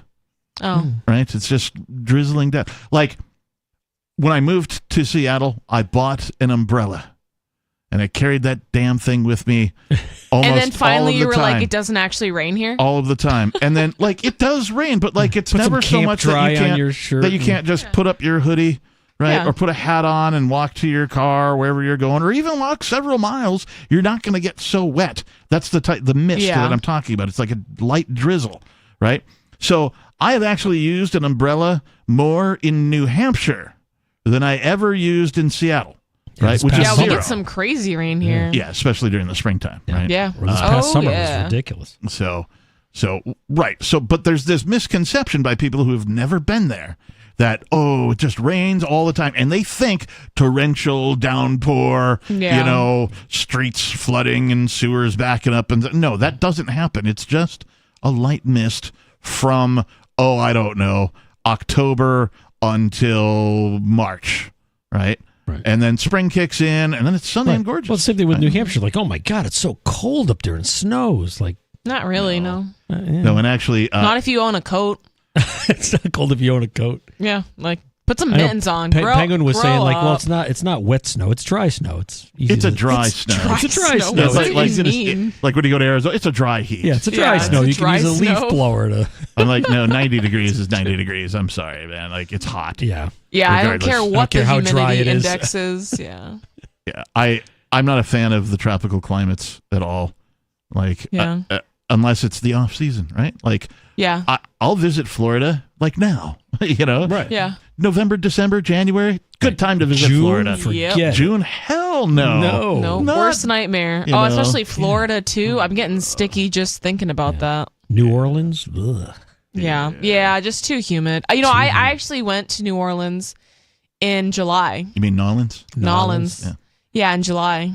Why? I have no clue. I guess I didn't put it together that would be an awful time to go there. It was like 100 degrees every day. 99% humidity. Yeah, it was really It's bad. raining, but I you had a just great can't time. feel It was really fun. Yeah, I'm like, there's But, no Mardi Gras then. No, but I still went to Bourbon Street. Did that you? was cool Okay. enough. Yeah. Did you walk around with a beer or a cocktail in hand? Yeah. Because it's one of the only places you can do that. Open carry. Oh. Yep. Open carry of an alcoholic beverage. Yeah, that's about it. Yeah, in the car too, I think. You're just not supposed to be like drunk or something. I don't know about that. I think so. I think I heard that, but don't quote me. This is not Louisiana legal advice. And I think the last time I was there was a long time ago. So we're talking 89, 90, something like that. I did get my Mardi Gras beads though. So very good. Make of that what you will. Very good. Very good. Did you earn them? I did, yes. Okay, all right. That's the important part. Yeah. I was on Bourbon Street and I was very intoxicated. So yeah. That's the only way to get them. It's the only way to get them. When in Rome. Like if you weren't, I'd be like, you didn't earn them. Yeah. You got it's like them when you go to falsely. Jerry Springer, it's like you got to get your beads. Come on. It's like you're here, you might as well. So there are sort of these misconceptions about all of these states, right? People think everybody in Wisconsin is fat. right? And I mean, a large portion of people are, really. I knew you guys liked cheese, but I think that one actually might be true. Cheese, brats, beer. I think that's actually. I think Wisconsin that is. Some of the stereotypes are true. Like there's some. Well, there's stereotypes for a reason. Yeah, right? like there's some things people say about New England, and I'm like, yeah, that's true. But like all women in Oregon don't have hairy armpits. Really? Right. Yeah. Oh. There are many. Some. Right? There are at least some. Right? I mean, there's some here. But like probably a larger percentage than other places. Women with the hairy armpits who don't shave or whatever. But like it's not like an overwhelming amount, right? It's not like if you go to like downtown Portland or something, right? You'll see some, rather granola people. Yeah. But like it's not like there's regular people there too, and they are the majority, right? So make of that what you will. But there are all these sort of like stereotypes, misconceptions about every state, right? Like cowboys in Texas, or gun racks and pickup trucks, and so I mean there is some of that. Some of that here. There's some of that here. Yeah, seen it in Claremont. Yeah, that's where you need it. Oh my gosh. Yeah. We have time for a call. Well, I just want to let everybody know that that QAnon shaman guy from January 6th. Mm-hmm. He's the guy with the Chewbacca guy. The Chewbacca guy with the horns. Yeah. Oh yeah. And the Love face him. paint and all that. Yeah. He's running for Congress. Really? Good for him. I can't wait for him to open a congressional hearing on, yeah, on right. that operation. The man known as QAnon shaman, who gained notoriety for breaking into the U.S. Capitol during the January 6th attack, is running for Congress.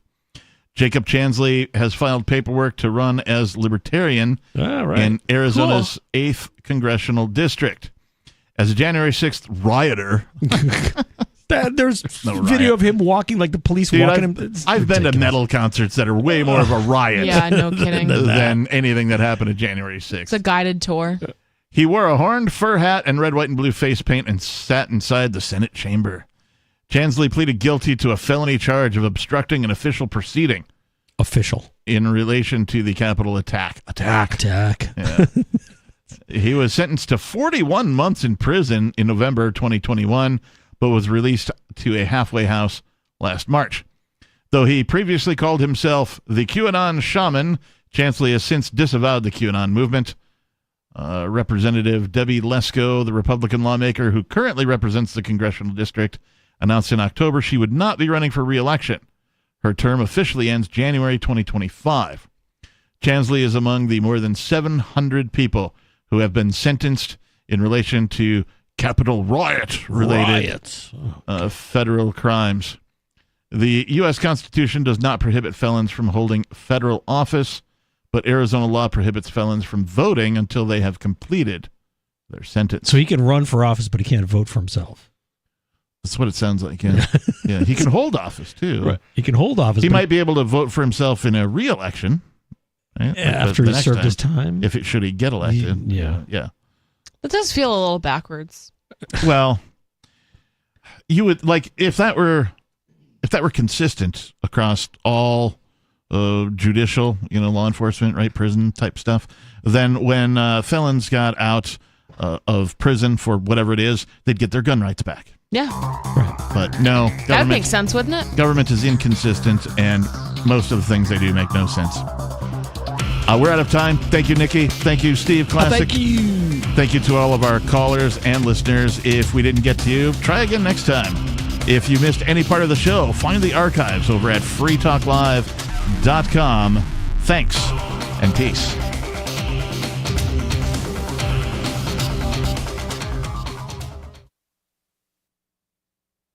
Membership has its privileges. I'm Holland Cook with Inflation Hacks. Are you a AAA member? Nice to have, just in case, but think beyond breakdowns and dead batteries. At AAA.com, you can peruse discounts on tickets to concerts, games, and movies and amusement parks, including Disney World and Universal. When you book a hotel room, look for a special rate. And keep scrolling for Office Max and Office Depot and Omaha Steaks, and lots of restaurants have member discounts too. Ditto AARP, whose